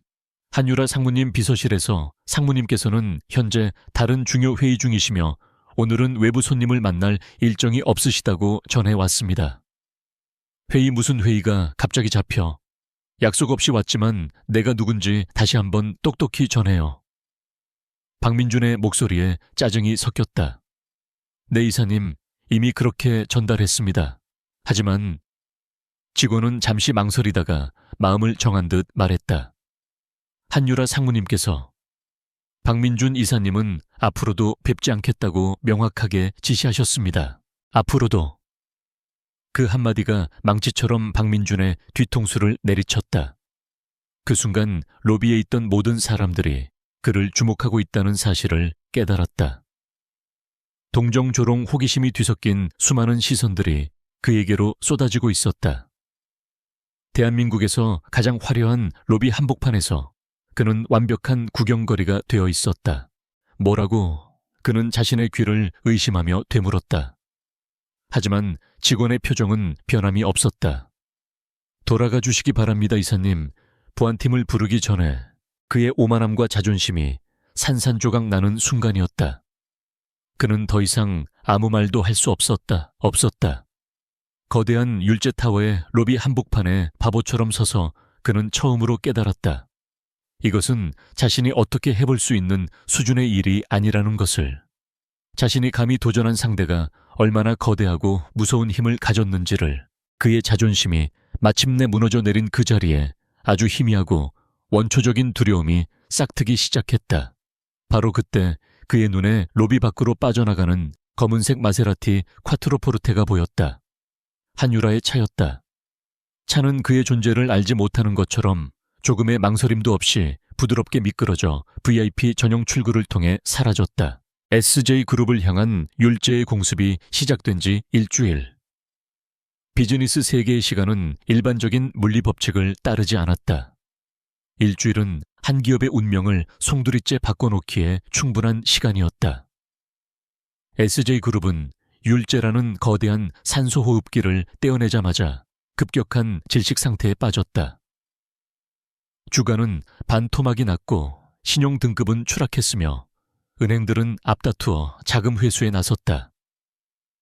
박민준의 아버지인 박 회장이 백방으로 뛰어다니며 고개를 숙였지만 한 번 돌아선 자본시장의 민심은 냉혹했다. 이 모든 혼란의 중심에서 한유라는 놀라울 정도의 평온과 집중력을 보여주었다. 율제타워 40층 그룹의 핵심 임원들만이 참석하는 전략기획회의실. 공기는 얼음장처럼 차가웠다. 한유라의 파혼 선언 이후 처음으로 열리는 공식 회의였다. 대부분의 임원들은 그녀를 불안과 의심의 눈초리로 바라보고 있었다. 그들은 한유라를 아직 온실 속에서 자란 감정적인 아가씨 정도로 여기고 있었다. 그녀가 일으킨 파장이 그룹 전체에 어떤 영향을 미칠지 가늠하며 책임을 추궁할 기회만 엿보고 있었다. SJ와의 프로젝트 중단으로 인한 손실액이 예상보다 큽니다. 특히 신도시 개발 프로젝트는 율제건설의 올해 최대 과제였는데 대체 부지를 찾는 것부터 쉽지 않을 겁니다. 미국과의 반도체 소재 기술 협상에서도 SJ가 맡았던 역할이 있었습니다. 당장 대체할 파트너를 구하지 못하면 전체 일정에 차질이 생깁니다. 불만 섞인 보고들이 이어졌다. 모든 화살은 암묵적으로 회의를 주재하는 한유라를 향해 있었다. 한유라는 모든 보고가 끝날 때까지 아무 말 없이 듣고만 있었다. 그녀의 얼굴에는 어떤 감정도 떠오르지 않았다. 마침내 마지막 임원이 입을 닫자 그녀는 자리에서 일어나 대형 스크린 앞으로 걸어 나갔다. 임원분들의 우려 잘 들었습니다. 그녀의 목소리는 조용했지만 회의실 전체를 장악하는 힘이 있었다. 하지만 위기는 곧 기회라고 했습니다. 우리는 SJ라는 낡고 비효율적인 파트너를 정리할 기회를 얻은 겁니다. 그녀는 리모컨을 눌러 스크린에 새로운 자료를 띄웠다. 플랜 B, 유월제, Next Generation Strategy라는 제목 아래 복잡한 도표와 데이터들이 펼쳐졌다. 신도시 개발 프로젝트 대체 부지를 찾을 필요 없습니다. 우리는 처음부터 판을 다시 짜면 됩니다. 기존 부지를 포기하는 대신 정부가 추진하는 스마트시티 시범지구 입찰에 참여할 겁니다. 율제의 자본과 기술력이라면 충분히 승산이 있습니다. SJ 같은 이류 건설사와 이익을 나눌 필요도 없죠. 반도체 소재 기술은 더 이상 미국에 의존하지 않겠습니다. 그녀는 다음 페이지를 넘겼다. 스크린에는 낯선 이스라엘 스타트업의 로고가 떠올랐다. 제가 뉴욕에서부터 주시해온 기업입니다. 아직 규모는 작지만 차세대 소재 관련 독보적인 원천 기술을 가지고 있습니다. 율제 캐피탈이 이 기업의 지분 30%를 인수하는 계약을 어제 막 체결했습니다. 이제 기술은 온전히 우리의 것이 됩니다. 회의실의 정적이 흘렀다. 임원들은 경악을 금치 못했다. 그들이 우왕좌왕하며 손실액을 계산하고 있을 때 한유라는 이미 모든 대안을 준비해놓고 있었던 것이다. 그녀가 제시한 플랜 B는 단순한 수습책이 아니었다. 그것은 SJ와의 관계를 정리하는 것을 넘어 율제를 한 단계 더 도약시킬 수 있는 대담하고 혁신적인 청사진이었다. 그녀의 논리정연한 설명과 날카로운 데이터 분석 앞에서 그 누구도 감히 토를 달지 못했다. 그들은 비로소 깨달았다. 눈앞의 젊은 여성은 더 이상 그들이 알던 한 회장의 손녀가 아니었다. 그녀는 율제의 미래를 이끌어갈 준비가 된 냉철하고 유능한 리더였다. 박민준이 기가 세다고 비난했던 바로 그 면모가 지금 이 회의실에서는 누구도 부정할 수 없는 강력한 카리스마로 빛나고 있었다. 회의가 끝나고 자신의 사무실로 돌아온 한유라는 잠시 의자에 몸을 기댔다. 긴장이 풀리면서 피로가 몰려왔다. 그녀는 증명해야 했다. 자신의 결정이 감정적인 치기가 아니라 율제를 위한 최선의 선택이었음을. 그리고 오늘 그녀는 그 첫 번째 관문을 무사히 통과했다. 그때 비서에게서 인터폰이 울렸다. 상무님, 익명 발신으로 이메일이 한 통 도착했습니다. 보안팀에서 검토했지만 바이러스는 발견되지 않았습니다. 어떻게 할까요? 열어보세요. 잠시 후 그녀의 컴퓨터 화면에 이메일 한 통이 나타났다. 발신자는 암호화된 해외 서버를 이용해 추적이 불가능했다. 첨부 파일은 단 하나, LSY Data Zip이라는 이름의 압축 파일이었다. 한유라는 잠시 망설이다가 파일을 클릭했다. 압축이 풀리자 수십 개의 파일이 쏟아져 나왔다. 사진, 동영상, 은행 거래 내역, 출입국 기록, 학력 증명서, 셀캠 파일까지. 그것은 이서연이라는 한 인간에 대한 모든 것을 담은 섬뜩할 정도로 상세한 데이터베이스였다. 한유라의 심장이 차갑게 내려앉았다. 가장 먼저 눈에 들어온 것은 제주도의 한 고급 리조트에서 찍힌 사진들이었다. 박민준과 이서연이 마치 신혼부부처럼 다정하게 서로를 껴안고 입을 맞추고 수영장에서 장난치는 모습들. 사진 속 박민준의 행복한 표정은 그녀가 지난 몇 년간 단 한 번도 본 적 없는 것이었다. 하지만 그녀의 분노를 일으킨 것은 그 사진들이 아니었다. 그녀를 진정으로 소름 돋게 한 것은 다른 파일들이었다. 이서연이 SJ그룹에 제출한 이력서에는 명문 사립대를 졸업한 것으로 되어 있었지만 첨부된 학력 증명서는 들어본 적도 없는 온라인 대학의 것이었다. 그녀가 경력으로 기재했던 이전 직장들은 모두 그녀가 퇴사한 직후 의심스러운 정황 속에서 파산 처리되었다. 그리고 가장 결정적인 것은 은행 거래 내역이었다. 그녀의 계좌에는 지난 몇 년간 여러 명의 중년 남성들로부터 거액의 돈이 정기적으로 입금된 기록이 남아 있었다. 금액도 이름도 모두 달랐다. 이것은 단순한 불륜의 증거가 아니었다. 이것은 전문적인 사기꾼의 흔적이었다. 한유라는 등받이에 몸을 기댔다. 머릿속이 복잡했다. 대체 누가 무슨 목적으로 이런 자료를 자신에게 보낸 것일까? 단순한 사설, 흥신소의 수준을 뛰어넘는 정보력이었다. 그녀의 머릿속에 한 사람의 얼굴이 떠올랐다. 설마 같은 시각 경기도 판교 테크노밸리. 대한민국의 새로운 심장부로 떠오른 이곳에 위치한 태양그룹의 본사. 권지훈은 자신의 집무실에서 화상회의를 막 마친 참이었다. 실리콘밸리의 M&A 전문 변호사들과 유창한 영어로 수천억 원 규모의 딜을 논하던 그의 모습은 율제의 임원 회의실과는 또 다른 종류의 카리스마를 뿜어내고 있었다. 회의가 끝나자 최 비서가 조용히 들어와 보고했다. 회장님, 요청하신 자료 한유라 상무님께 익명으로 전달 완료했습니다. 권지훈은 대답 대신 작게 고개를 끄덕였다. 그는 의자에서 일어나 통유리창으로 다가갔다. 그의 사무실에서는 저 멀리 서울의 스카이라인과 그 중심에 우뚝 솟은 율제타워가 아련하게 보였다. 다른 건들은 어떻게 되어가고 있나? 네, 최수진 씨 부친의 패션 회사 최대 납품처였던 이탈리아 원단 업체가 저희 쪽 자회사와 독점 계약을 맺었습니다. 아마 이번 시즌 신상품 출시는 물 건너갔을 겁니다. 그 외에 파티에서 한 상무님을 공개적으로 조롱했던 다른 인물들의 사업체들도 저희가 심어놓은 투자사들을 통해 압박을 시작했습니다. 모두 합법적인 비즈니스 활동으로 보이도록 깔끔하게 처리했습니다. 권지훈은 여전히 창밖을 바라보며 말했다. 무리하지 마. 겁을 줘서 버릇을 고쳐놓는 정도면 충분해. 우리의 진짜 목표는 그들이 아니니까.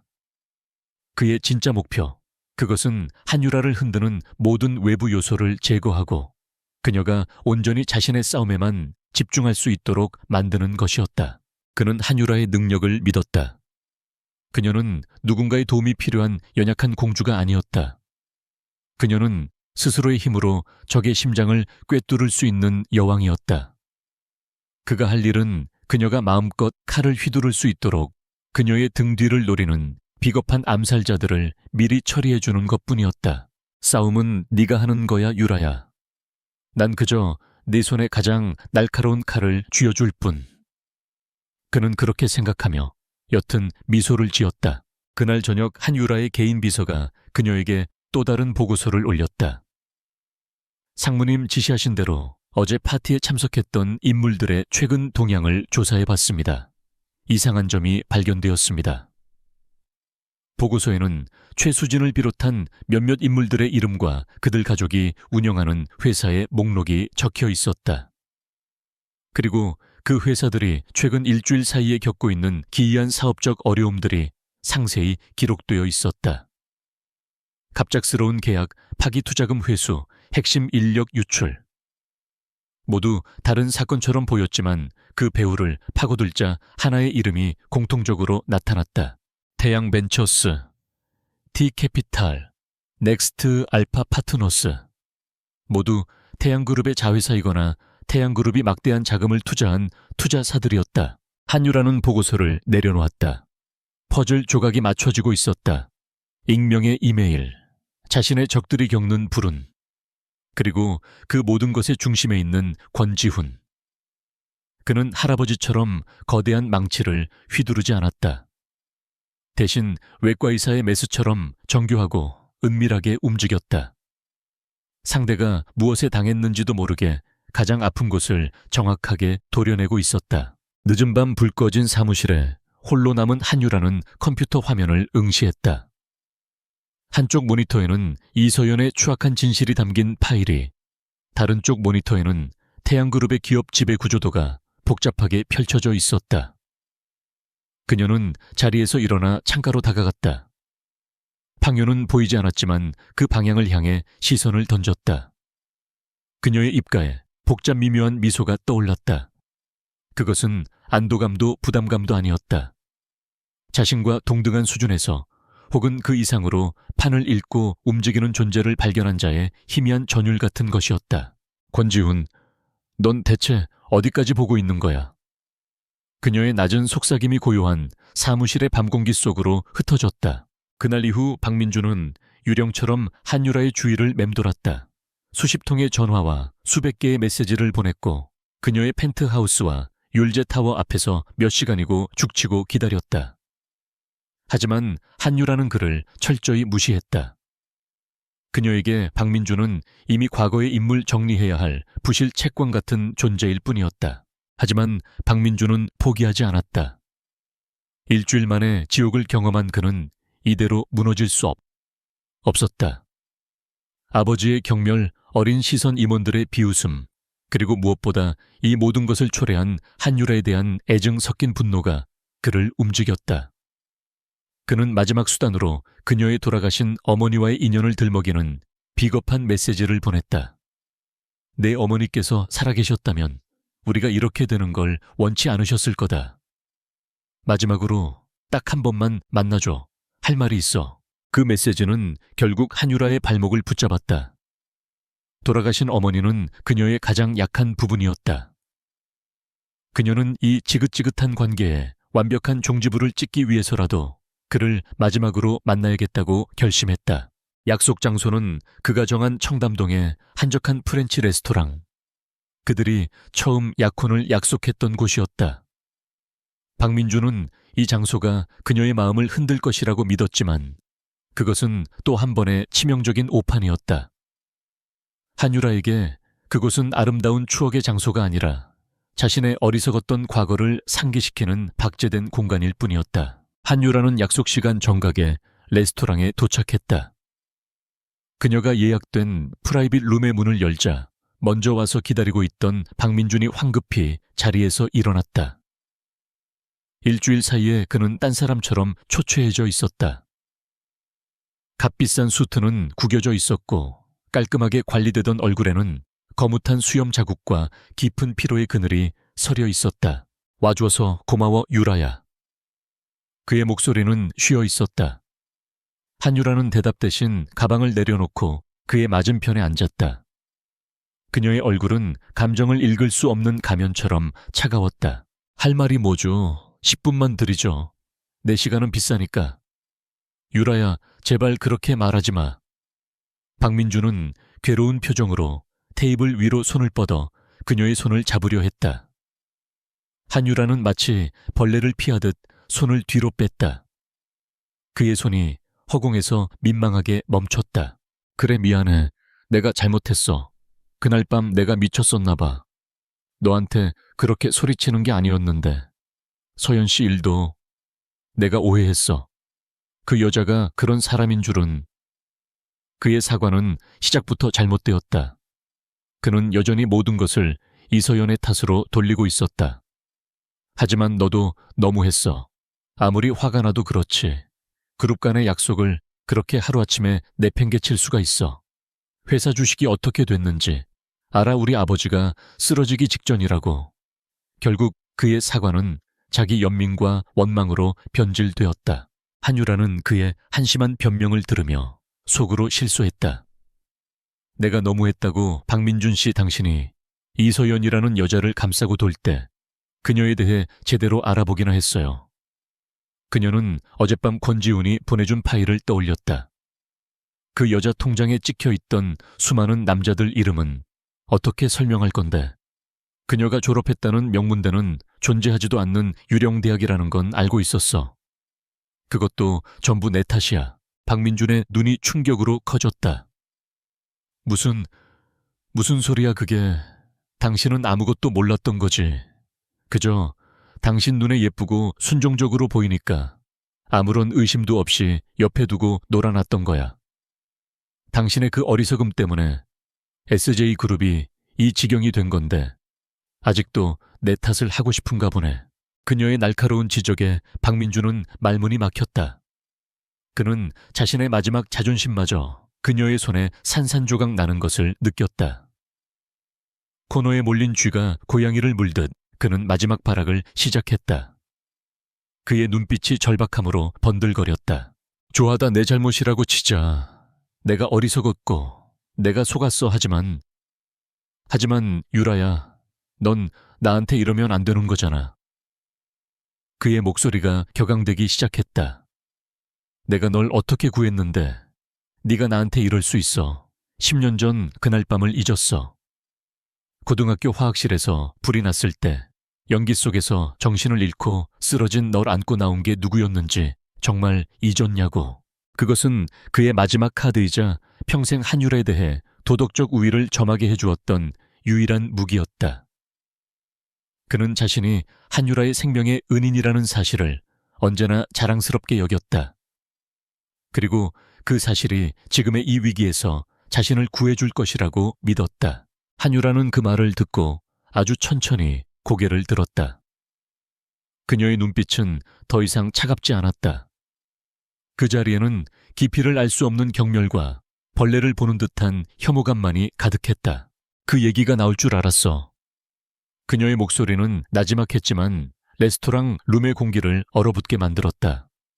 생명의 은인 행세 이제 지겹지도 않아. 박민준 씨. 한유라는 그의 눈을 똑바로 응시하며 말했다. 10년 전 그날 밤 화학실에서 있었던 일 똑똑히 기억해. 당연하지. 내가 어떻게 잊겠어. 너를 구하기 위해 내가 얼마나. 그럼 이것도 기억하겠네. 한유라는 그의 말을 가차없이 잘랐다. 그 불, 네가 친구들이랑 화학실 뒤 창고에서 몰래 담배 피우다 낸 거 아니었어. 순간 박민준의 얼굴이 하얗게 질렸다. 그의 동공이 공포에 질려 흔들렸다. 그것은 그와 그의 친구들 몇 명만이 아는 무덤까지 가져가기로 약속했던 비밀이었다. 네가 그걸 어떻게 아냐고 한유라가 비웃었다. 나는 당신이 생각하는 것만큼 멍청하지 않아. 박민준 씨, 난 그때 모든 걸 봤어. 당신들이 허둥지둥 담배를 끄고 도망치는 모습을. 그녀는 말을 이었다. 그녀의 목소리는 이제 칼날처럼 날카로워져 그의 심장을 파고들었다. 그리고 그날날 구해준 사람. 그녀는 잠시 말을 멈췄다. 그리고 마지막 결정타를 날렸다. 너 아니었잖아. 무슨 소리야. 거짓말하지 마. 내가 널 업고 나왔어. 모두가 봤다고. 아니, 내가 연기 때문에 정신이 오락가락하는 와중에도 똑똑히 기억하는 게 몇 가지 있어. 한유라는 10년 전 그날의 기억을 더듬었다. 지독한 연기 냄새, 뜨거운 열기, 그리고 죽음의 공포. 날 안아 일으킨 팔은 내 것처럼 가늘지 않았어. 훨씬 단단하고 힘이 있었지. 그리고 네가 늘 뿌리고 다니던 그 역겨운 머스크, 향수 냄새 대신 희미한 소독약 냄새가 났어. 마치 다른 실험 가운에서 나는 냄새처럼. 그리고 난 들었어. 네 목소리가 아니었어. 훨씬 낮고 차분한 목소리로 괜찮아라고 말하는 걸 분명히 들었어. 박민주는 입을 벌린 채 아무 말도 하지 못했다.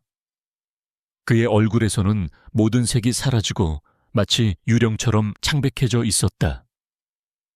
한유라는 그에게 마지막 확인 사살을 가했다. 내가 한 유일한 일은 진짜 날 구해준 사람이 잠시 자리를 비운 사이 정신 잃은 날 병실에 데려다 놓고 마치 네가 한 것처럼 공을 가로챈 것뿐이야. 안 그래. 나는 그때 너무 약했고 부모님은 내 생명의 은인을 찾았다는 사실에 기뻐서 어쩔 줄 몰라 하셨지. 그분들을 실망시키고 싶지 않아서. 그리고 어쩌면 나도 영웅이 필요했는지도 모르지. 그래서 내 거짓말에 침묵해줬던 거야. 지난 10년 동안. 그녀의 고백이 끝나자 박민준의 마지막 자존심과 그가 쌓아 올린 모든 거짓말의 성이 와르르 무너져 내렸다. 그는 이제 더 이상 생명의 은인이 아니었다. 그는 그저 화재를 일으킨 방화범이자 친구의 공을 가로챈 비겁한 사기꾼일 뿐이었다. 그리고 한유라는 그 모든 사실을 알면서도 지난 10년간 자신을 옆에 두었던 것이다. 동정심 혹은 연민 때문에. 그 사실이 그를 더욱 비참하게 만들었다. 이제 더는 할 말이 없지. 한유라는 자리에서 일어났다. 내 귀중한 시간을 이런 쓰레기 같은 진실 게임에 낭비하게 하지 마. 다시는 내 눈앞에 나타나지 마. 그게 내가 베푸는 마지막 잡이야. 그녀는 미련 없이 돌아섰다. 그녀의 등 뒤로 의자가 넘어지는 요란한 소리가 들려왔다. 박민준이 주저앉으며 테이블을 쳤기 때문이었다. 하지만 그녀는 뒤돌아보지 않았다. 레스토랑을 걸어 나오자 차가운 밤 공기가 그녀의 뺨을 스쳤다. 후련함보다는 지독한 허탈감이 밀려왔다. 그녀는 지난 10년간 자신의 인생에 기생해온 암세포를 마침내 도려냈다. 이제 남은 것은 텅 빈 상처뿐이었다. 하지만 그녀는 알고 있었다. 이 상처는 곧 아물 것이고 더 단단한 새살이 돋아날 것이라는 것을. 한유라가 떠난 후 박민주는 한동안 그 자리에 주저앉아 있었다. 최고급 프렌치 레스토랑의 화려한 샹들리에 불빛 아래 그의 모습은 값비싼 옷을 걸친 초라한 허수아비 같았다. 10년 동안 그를 지탱해 온 거짓말의 기둥이 무너져 내리자 그의 자존심과 오만함도 함께 폐허가 되었다. 날 구해준 사람, 너 아니었잖아. 한유라의 마지막 말이 악령처럼 그의 귓가에 맴돌았다. 그는 그동안 자신이 얼마나 어리석었는지를 깨달았다. 한유라는 모든 것을 알고 있었다.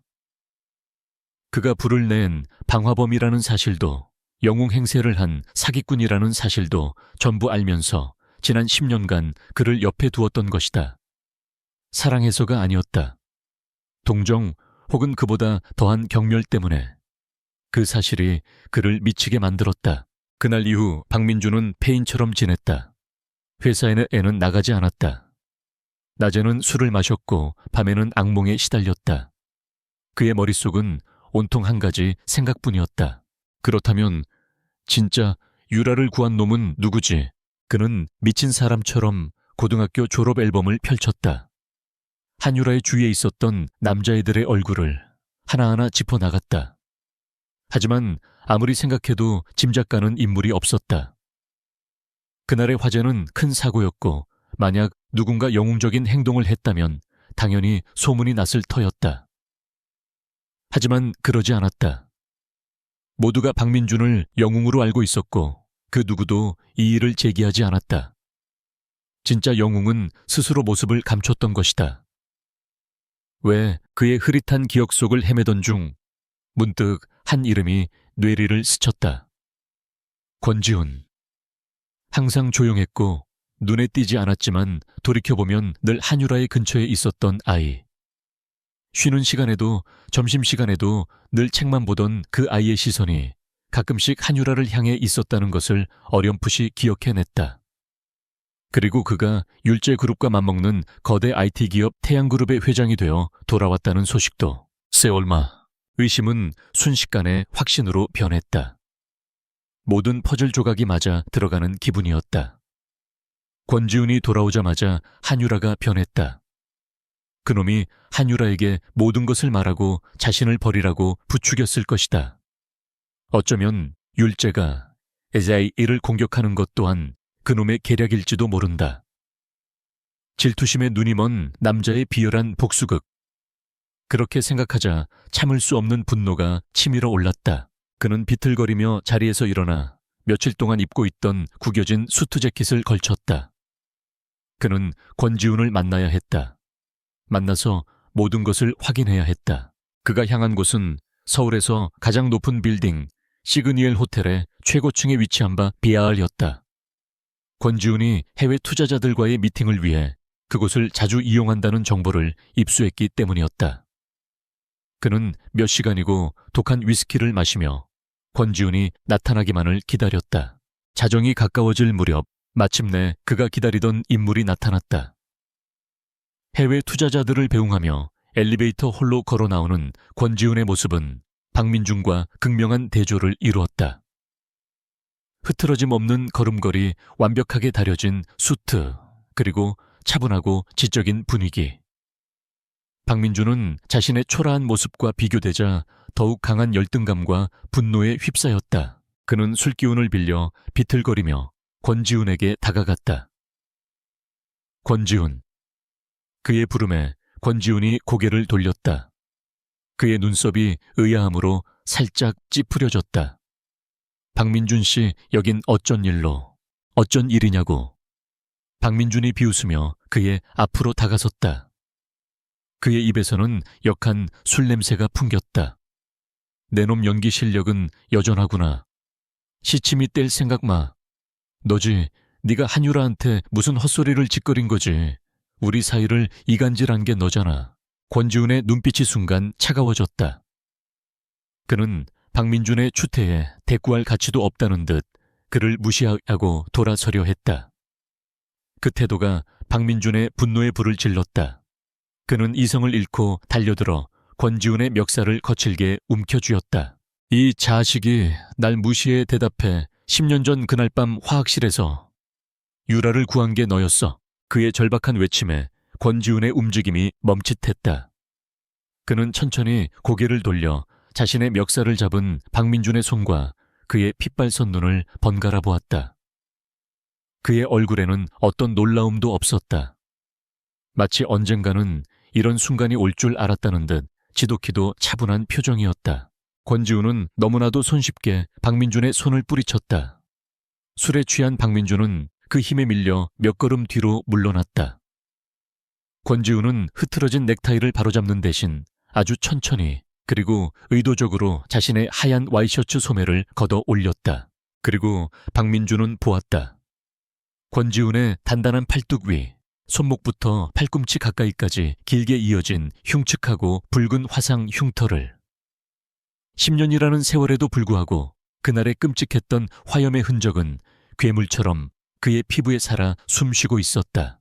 이래도 모르겠나. 권지훈의 목소리는 얼음처럼 차가웠다. 박민준은 숨을 쉴 수가 없었다. 눈앞의 흉터는 그 어떤 말보다도 웅변적으로 모든 진실을 증명하고 있었다. 그의 마지막 남은 의심과 부정의 찌꺼기마저 그 흉터 앞에서 남김없이 불타버렸다. 권지훈은 걷어 올렸던 소매를 다시 내렸다. 마치 더러운 것을 가리려는 듯이 그는 한 걸음 박민준에게 다가섰다. 그의 눈빛은 이제 칼날보다 더 날카롭게 박민준을 겨누고 있었다. 똑똑히 들어, 박민준. 그의 목소리는 분노가 아니었다. 분노를 넘어선 차가운 사리에 가까웠다. 한유라 이름 다시는 내 더러운 입에 담지 마. 그리고 한 번만 더 그녀 주위를 맴돌거나 귀찮게 하면. 그는 잠시 말을 멈췄다. 네가 SJ그룹에서 쫓겨나는 걸로 끝나지 않을 거다. 내 아버지가 평생을 바쳐 이룬 그 회사가 대한민국 지도 위에서 사라지게 만들어주지. 그것은 단순한 협박이 아니었다. 태양그룹의 회장 권지훈이 뱉은 말의 무게는 박민준이 감당할 수 있는 수준이 아니었다. 그는 온몸의 피가 얼어붙는 듯한 공포를 느꼈다. 그리고 그 모든 것을 조금 떨어진 곳에서 한유라가 지켜보고 있었다. 그녀 역시 같은 호텔의 다른 레스토랑에서 사업상 미팅을 막 끝내고 나오는 길이었다. 발렛 파킹 부스에서 차를 기다리던 중 익숙한 두 남자의 실루엣을 발견하고 자신도 모르게 거대한 대리석 기둥 뒤로 몸을 숨겼다. 처음에는 그저 술 주정꾼의 시비 정도로 생각했다. 하지만 박민준의 입에서 10년 전이라는 말이 나오는 순간 그녀의 심장이 멎는 것 같았다. 그녀는 숨을 죽인 채 두 사람의 대화에 모든 신경을 집중했다. 그리고 그녀는 보았다. 권지훈이 걷어 올린 소매 아래로 드러난 끔찍한 화상 흉터를. 그 흉터를 보는 순간 10년간 봉인되어 있던 기억의 파편들이 해일처럼 그녀의 뇌리를 덮쳤다. 지독한 연기, 뜨거운 불길, 정신이 아득해지던 순간 자신을 안아들었던 단단한 팔, 그리고 불에 그슬려 찢어진 교복 소매 사이로 언뜻 보였던 붉게 피가 맺힌 화상의 흔적. 흐릿했던 영웅의 실루엣 위로 마침내 권지훈의 얼굴이 선명하게 겹쳐졌다. 그녀는 권지훈이 박민준에게 뱉어내는 서늘한 경고를 들었다. 그녀의 이름을, 그녀의 상처를 마치 자신의 것인 양 지키려는 그의 모습을 보았다. 그 순간 한유라는 깨달았다. 권지훈은 지난 몇 주간 자신을 도와준 것이 아니었다. 그는 지난 10년 동안 단 한순간도 빠짐없이 보이지 않는 곳에서 자신을 지켜보고 있었던 것이다. 자신의 영광도, 자신의 추락도, 그리고 자신의 상처까지도 권지훈이 차갑게 돌아서 자신의 차를 타고 사라지고 홀로 남겨진 박민준이 비틀거리며 반대 방향으로 사라질 때까지 한유라는 기둥 뒤에서 꼼짝도 할 수 없었다. 모두가 떠나고 텅 빈 공간에 홀로 남게 되자 그녀는 비로소 기둥에 몸을 기댔다. 다리에 힘이 풀려 주저앉을 것만 같았다. 그녀는 자신도 모르게 손을 들어 입을 막았다. 그리고 지난 10년간 그 어떤 시련 속에서도 단 한 번도 흘리지 않았던 눈물이 마침내 그녀의 뺨을 타고 흘러내렸다. 그것은 슬픔의 눈물이 아니었다. 10년이라는 긴 시간 동안 혼자서 모든 비밀과 상처를 감내해온 한 남자를 향한 미안함과 고마움, 그리고 이름 붙일 수 없는 거대한 감정의 파도가 만들어낸 뜨거운 눈물이었다. 서울신라 호텔 다이너스티 홀.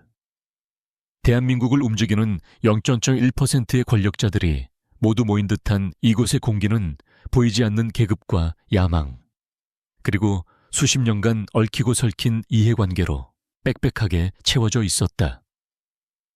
율제그룹 한 회장의 칠순을 축하하기 위한 연회였지만 실상은 거대한 비즈니스와 정치의 교류장이었다. 부드러운 클래식 선율과 명품 샴페인, 잔이 부딪히는 소리, 그리고 정중한 인사 속에 날카로운 칼날을 숨긴 대화들이 오갔다. 연회의 주인공인 한 회장은 단상 아래 마련된 상석에서 찾아오는 손님들을 맞으며 여유로운 미소를 짓고 있었다. 하지만 그의 눈빛은 손녀 한유라가 도착하기만을 기다리며 연회장 입구를 향해 있었다. 지난 며칠간 손녀는 그가 알던 철부지 아가씨가 아니었다. SJ와의 관계를 정리하는 과정에서 보여준 냉철한 판단력과 과감한 추진력은 율제의 늙은 이사들의 입을 다물게 하기에 충분했다. 그는 손녀의 성장이 대견하면서도 그 성장의 대가가 얼마나 큰 상처였을지를 생각하면 마음 한구석이 아려왔다. 연회가 무르익어갈 무렵 연회장 입구에서 작은 소란이 일었다. 사람들의 시선이 한 곳으로 쏠렸다. 그곳에는 화려한 보라색 드레스를 입은 중년의 여성과 그녀의 팔짱을 낀 채 순백의 드레스를 입고 서 있는 젊은 여성이 있었다. 한수진과 이서연이었다. 한수진. 한 회장이 세상을 떠난 오랜 친구와의 의리를 지키기 위해 양딸로 거두었지만 평생을 핏줄이 아니라는 열등감과 탐욕 속에서 살았던 여자. 결국 한 회장의 반대를 무릅쓰고 사업적으로 몰락한 가문의 남자와 결혼해 해외로 도망치듯 떠났고 그 후로 사실상 의절한 상태였다. 그런 그녀가 오늘 이 자리에 나타난 것이다. 그리고 그녀의 옆에 선 이소연은 그 어느 때보다도 청순하고 가련해 보였다. 하얀 드레스는 그녀의 순수함을 강조했고 살짝 겁에 질린 듯한 표정은 보는 이들의 보호 본능을 자극했다. 그녀는 한수진의 등 뒤에 숨어 마치 거대한 세상에 처음 나온 작은 동물처럼 주위를 두리번거렸다. 저 여자가 왜 여기에? 옆에는 SJ그룹 박 이사랑 스캔들 났던 그 비서 아니야. 사람들이 수근거리기 시작했다. 한 회장의 미간에 깊은 주름이 새겨졌다. 한수진이 무슨 꿍꿍이로 이서연을 데리고 나타났는지 노회한 그의 눈에는 모든 것이 훤히 보였다. 한수진은 주변의 시선을 즐기기라도 하듯 당당하게 이서연을 이끌고 한 회장의 앞으로 다가왔다. 아버지 칠순을 진심으로 축하드려요. 불효녀 수진이가 인사 올립니다. 그녀는 과장된 몸짓으로 절을 올렸다. 한 회장은 아무 말 없이 그녀를 내려다볼 뿐이었다. 그리고 이 아이도 아버지께 인사를 드리고 싶다고 해서 데려왔어요. 인사 올려라 서연아. 이서연이 한수진의 옆에서 조심스럽게 무릎을 꿇고 큰 절을 올렸다. 그녀의 눈에는 이미 눈물이 그렁그렁 맺혀 있었다. 회장님, 만수무강하십시오. 변변치 않지만 제가 회장님을 위해 작은 선물을 준비했습니다. 그녀가 일어나자 뒤따라온 수행원이 벨벳으로 덮인 커다란 액자를 들고 왔다. 벨벳이 벗겨지자 연 회장 곳곳에서 나지막한 탄성이 터져 나왔다. 그것은 한국 근대미술의 거장 박숙은 화백의 미공개 유작으로 알려진 그림이었다. 소박한 필지 속에 서민들의 삶의 애환과 따뜻함이 담겨 있는 수십억을 호가해도 구하기 힘든 명작이었다. 세상에, 저 그림을 어떻게 구했지? 선물 스케일이 다르네. 율제 가문에 들어가려고 작정을 했구나. 이서연은 눈물을 훔치며 말했다. 저는 태어나서 한 번도 가족의 따뜻함을 모르고 자랐습니다. 하지만 한수진 어머님을 만나고 또 멀리서나마 회장님을 뵈면서 처음으로 가족이라는 것을 꿈꾸게 되었습니다. 이 그림은 그런 저의 진심을 담은 작은 성의일 뿐입니다. 부디 거두어 주십시오. 그녀의 연기는 완벽했다. 가족에게 버림받았지만 새로운 가족의 품을 그리워하는 비련의 여주인공. 그 모습에 몇몇 사람들은 동정의 눈빛을 보내기도 했다. 바로 그때 한수진이 결정타를 날렸다. 그녀는 한 회장 앞에 무릎을 꿇으며 애원했다. 아버지, 이 아이는 제게 하늘이 내려준 딸입니다. 비록 제가 낳지는 않았지만 제겐 세상 무엇과도 바꿀 수는 없는 소중한 아이예요. 부디 오늘 이 좋은 날 이 아이를 제 양딸로 그리고 아버님의 손녀로 정식으로 받아주세요. 이 아이가 율제 가문의 일원으로 당당하게 살아갈 수 있도록 허락해 주십시오. 연 회장은 물을 끼얹은 듯 조용해졌다. 이것은 단순한 부탁이 아니었다. 대한민국 재계의 거물들이 모두 모인 이 자리에서 한 회장에게 공개적으로 확답을 요구하는 일종의 협박이었다. 거절한다면 인정머리 없는 냉혈한이 될 것이고 받아들인다면 근본도 모르는 아이를 율제 가문의 일원으로 인정하는 셈이 되었다. 한 회장의 얼굴이 차갑게 굳어졌다. 그가 입을 열어 이 모든 광대극을 끝내버리려는 순간이었다. 회장님, 늦어서 죄송합니다. 연 회장의 육중한 문이 다시 열리고 모든 사람들의 시선이 그곳으로 향했다. 한유라와 권지훈이 나란히 서 있었다. 그들의 등장은 마치 잘 짜인 영화의 한 장면 같았다. 한유라는 짙은 에메랄드 그린 색상의 드레스를 입고 있었다. 더 이상 어두운 색으로 자신을 감추지 않았다. 보석처럼 빛나는 드레스는 그녀를 율제의 유일한 상속자이자 이 연 회장의 진짜 주인으로 만들어 주었다. 그녀의 옆에 선 권지훈은 완벽한 턱시도 차림으로 그녀의 허리를 부드럽게 감싸고 있었다. 두 사람은 마치 오래된 한 쌍처럼 완벽한 조화를 이루고 있었다. 그들의 등장에 한수진과 이서연이 만들어낸 심파극의 분위기는 순식간에 압도당했다. 한 회장의 입가에 비로소 희미한 미소가 떠올랐다. 왔느냐? 한유라와 권지훈은 인파를 가르고 천천히 단상 앞으로 걸어왔다. 한유라는 무릎을 꿇고 있는 한수진과 이서연을 차갑게 한번 훑어본 뒤 할아버지에게 허리를 숙여 인사했다. 생신 축하드려요, 할아버지. 그리고 집안 단속을 제대로 못해서 시끄럽게 해드린 점 죄송합니다. 그녀의 말은 한수진을 겨냥한 것이었다. 한수진의 얼굴이 분노로 일그러졌다. 유라야, 그게 무슨 말이니? 내가 아버지께 손녀를 한 명 더 만들어 드리겠다는데. 바산이라에데 고모. 한유라는 차갑게 그녀의 말을 잘랐다. 율제의 가족이 되는 것이 시장에서 물건 하나 사는 것처럼 쉬운 일인 줄 아셨나 봐요. 상황을 지켜보던 한 회장이 웃으며 말했다. 그는 교활한 여우처럼 이 모든 상황을 손녀에게 넘겼다. 허허허, 수진아. 그건 내가 결정할 일이 아니지. 이제 율제의 안살림은 우리 유라가 도맡아 할 것이다. 새 식구를 드리고 말고 하는 문제도 당연히 우리 집안의 미래 안주인이 될 유라가 결정해야 할 문제 아니겠느냐. 그것은 엄청난 선언이었다. 한 회장은 이 자리에서 한유라를 자신의 공식적인 후계자이자 율제 가문의 차기 수장으로 공표한 것이다. 동시에 권지훈의 존재를 암묵적으로 인정하며 그녀의 옆자리를 허락했다. 이제 모든 시선이 한유라에게로 향했다.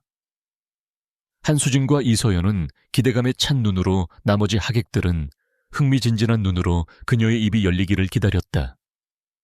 한유라는 천천히 이서연에게로 다가갔다. 그녀는 마치 값비싼 그림을 감정하듯 이서연의 머리부터 발끝까지를 훑어보았다. 이서연은 그 시선에 담긴 서늘한 경멸감에 저도 모르게 몸을 떨었다. 한참의 침묵 끝에 한유라가 마침내 입을 열었다.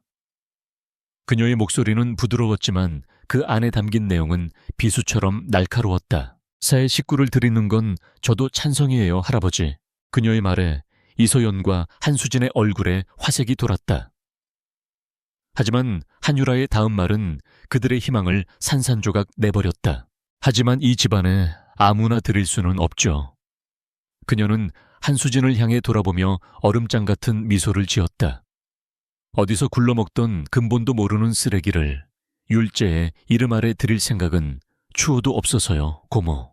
한유라의 목소리는 비단결처럼 부드러웠지만 그 안에 담긴 쓰레기라는 단어는 날카로운 유리 조각처럼 다이너스티 홀의 화려한 공기를 찢고 모든 이들의 고막에 박혔다. 순간 연 회장은 숨막히는 정적에 휩싸였다.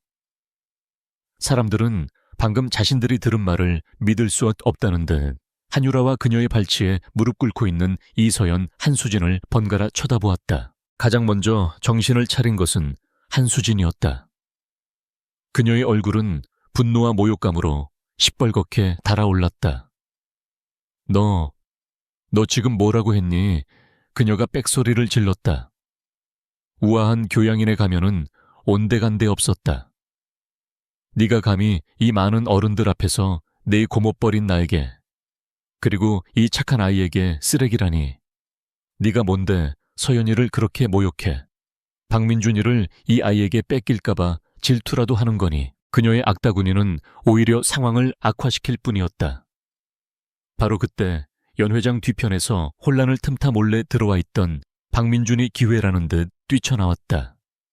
그는 마치 비극의 주인공처럼 이서연의 앞을 막아서며 한유라를 향해 외쳤다.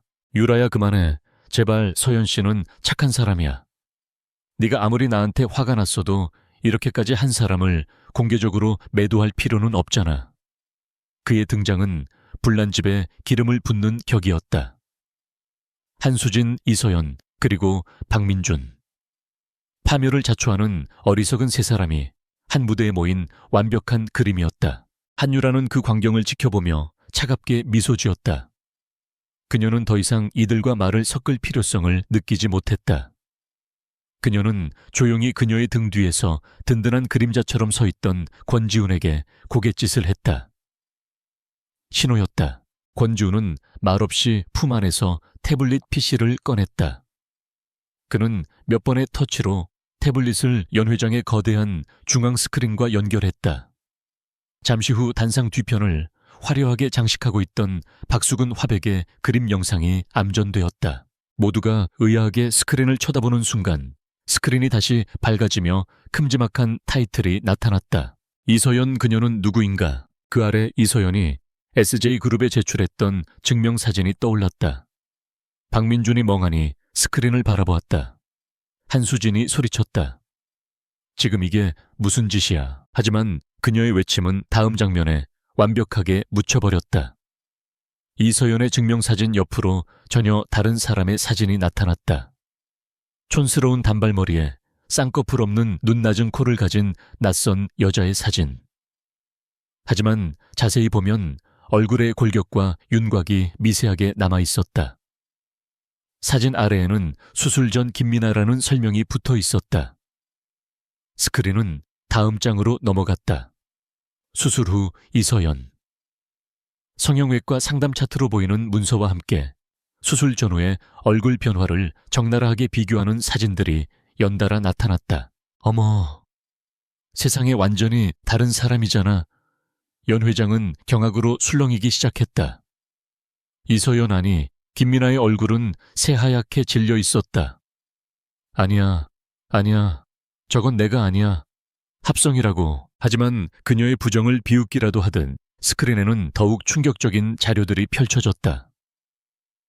직업 전문 사기단 카멜레온 소속 혼인빙자 사기 전문가, 주요 타겟 부유층 남성 및 상속 분쟁 중인 재벌가, 그 아래로 그녀가 이서연 외에 사용했던 수많은 가명들과 각각의 이름으로 사기를 쳤던 피해 남성들의 익명 증언들이 올라왔다.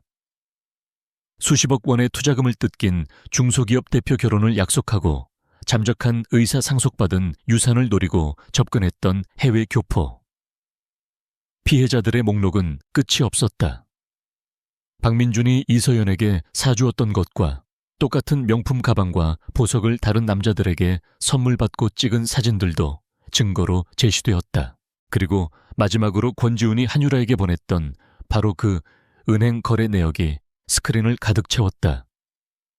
수많은 남자들의 이름으로 입금된 거액의 돈들. 연 회장은 이제 통제불능의 아수라장이 되었다.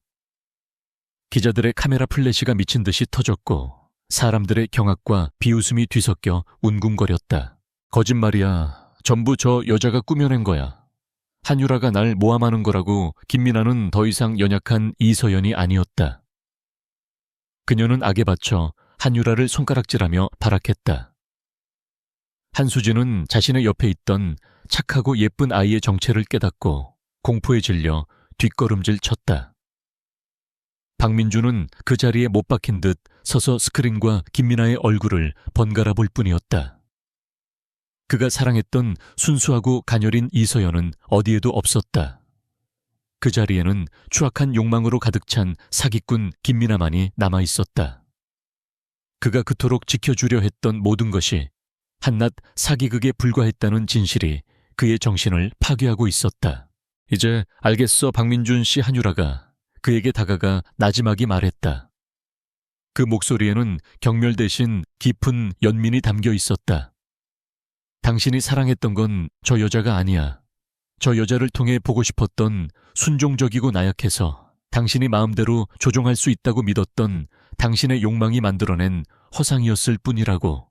바로 그때였다. 연 회장의 문이 열리고 정복을 입은 경찰들이 들어섰다. 그들은 혼란스러운 연 회장을 가로질러 망연자실에 있는 김민에게로 직진했다. 김민아 씨, 특정 경제범죄 가중치 어벌 등에 관한 법률 위반 사기 혐의로 당신을 체포합니다. 당신은 변호사를 선임할 수 있으며 상황이 이 지경에 이르자 한수진은 자신의 살 길을 찾기 위해 비명을 질렀다. 전 몰랐어요. 저도 저 아이에게 완벽하게 속은 겁니다. 저 가증스러운 것이 감히 우리 가문을 넘보려 했던 거예요. 여보세요? 형사님들, 저 여자를 당장 끌어내 주세요. 그녀는 비겁하게 모든 것을 김민아에게 뒤집어 씌우고 피해자 행세를 했다. 히스테릭한 비명을 지르며 끌려나가는 김민아. 넋이 나간 채 주저앉은 박민준. 그리고 자신의 안위만을 위해 발버둥치는 한수진. 한유라는 그 모든 광경을 차갑게 지켜보았다. 마침내 길고 길었던 전쟁이 끝났다. 소란이 어느 정도 정리되자 한 회장이 단상 위로 올라 마이크를 잡았다. 불미스러운 일로 소란을 피워 하객 여러분께 송구스럽습니다. 하지만 오늘 이 일을 계기로 우리 율제 가문은 더 단단해질 것입니다. 그는 자랑스러운 눈으로 한유라를 바라보았다. 그리고 그녀의 옆에 선 권지훈의 어깨를 툭 쳤다. 그리고 내 옆자리를 이을 내 유일한 손녀 옆에는 이 정도는 되는 듬직하고 현명한 남자가 서야 하지 않겠습니까? 그것은 율제와 태양 두 거대 그룹의 결합을 공식적으로 선포하는 말이었다. 연 회장에는 다시 한번 놀라움과 함께 이내 더 큰 축하의 박수소리가 터져나왔다. 한유라는 권지훈을 돌아보았다. 그는 언제나처럼 고요하고 따뜻한 미소로 그녀를 바라보고 있었다. 그 미소 속에서 그녀는 비로소 지독했던 과거를 완전히 떠나보내고 새로운 미래를 맞이할 준비가 되었음을 느꼈다. 에필로그. 석 달 후 모든 것이 제자리를 찾았다. 김민아와 그녀의 사기단은 법의 심판을 받았고 한수진은 율제 가문에서 영원히 제명되었다.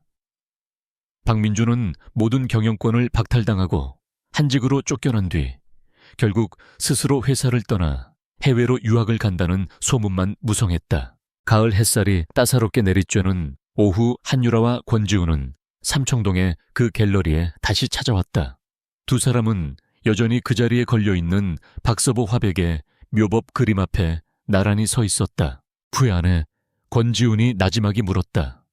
그날 너무 많은 적을 만들었잖아. 한유라는 대답 대신 그의 팔을 부드럽게 감쌌다. 그녀의 손가락이 그의 와이셔츠 소매 아래 희미하게 느껴지는 흉터 자리를 어루만졌다. 적들은 원래 많았어. 다만 내 편이 누구인지 몰랐을 뿐이지. 그녀가 고개를 들어 그를 보며 환하게 웃었다.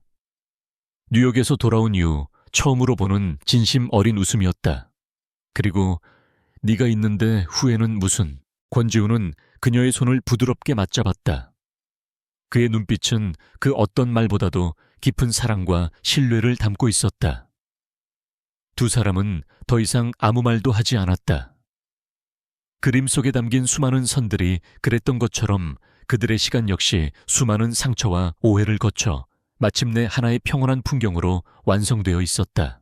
두 사람은 그림을 뒤로하고 따스한 가을 햇살이 쏟아지는 갤러리 밖으로 함께 걸어 나갔다. 그들의 앞에는 더 이상 어두운 과거의 그림자는 없었다. 오직 서로를 향한 굳건한 믿음과 함께 만들어갈 빛나는 미래만이 펼쳐져 있을 뿐이었다.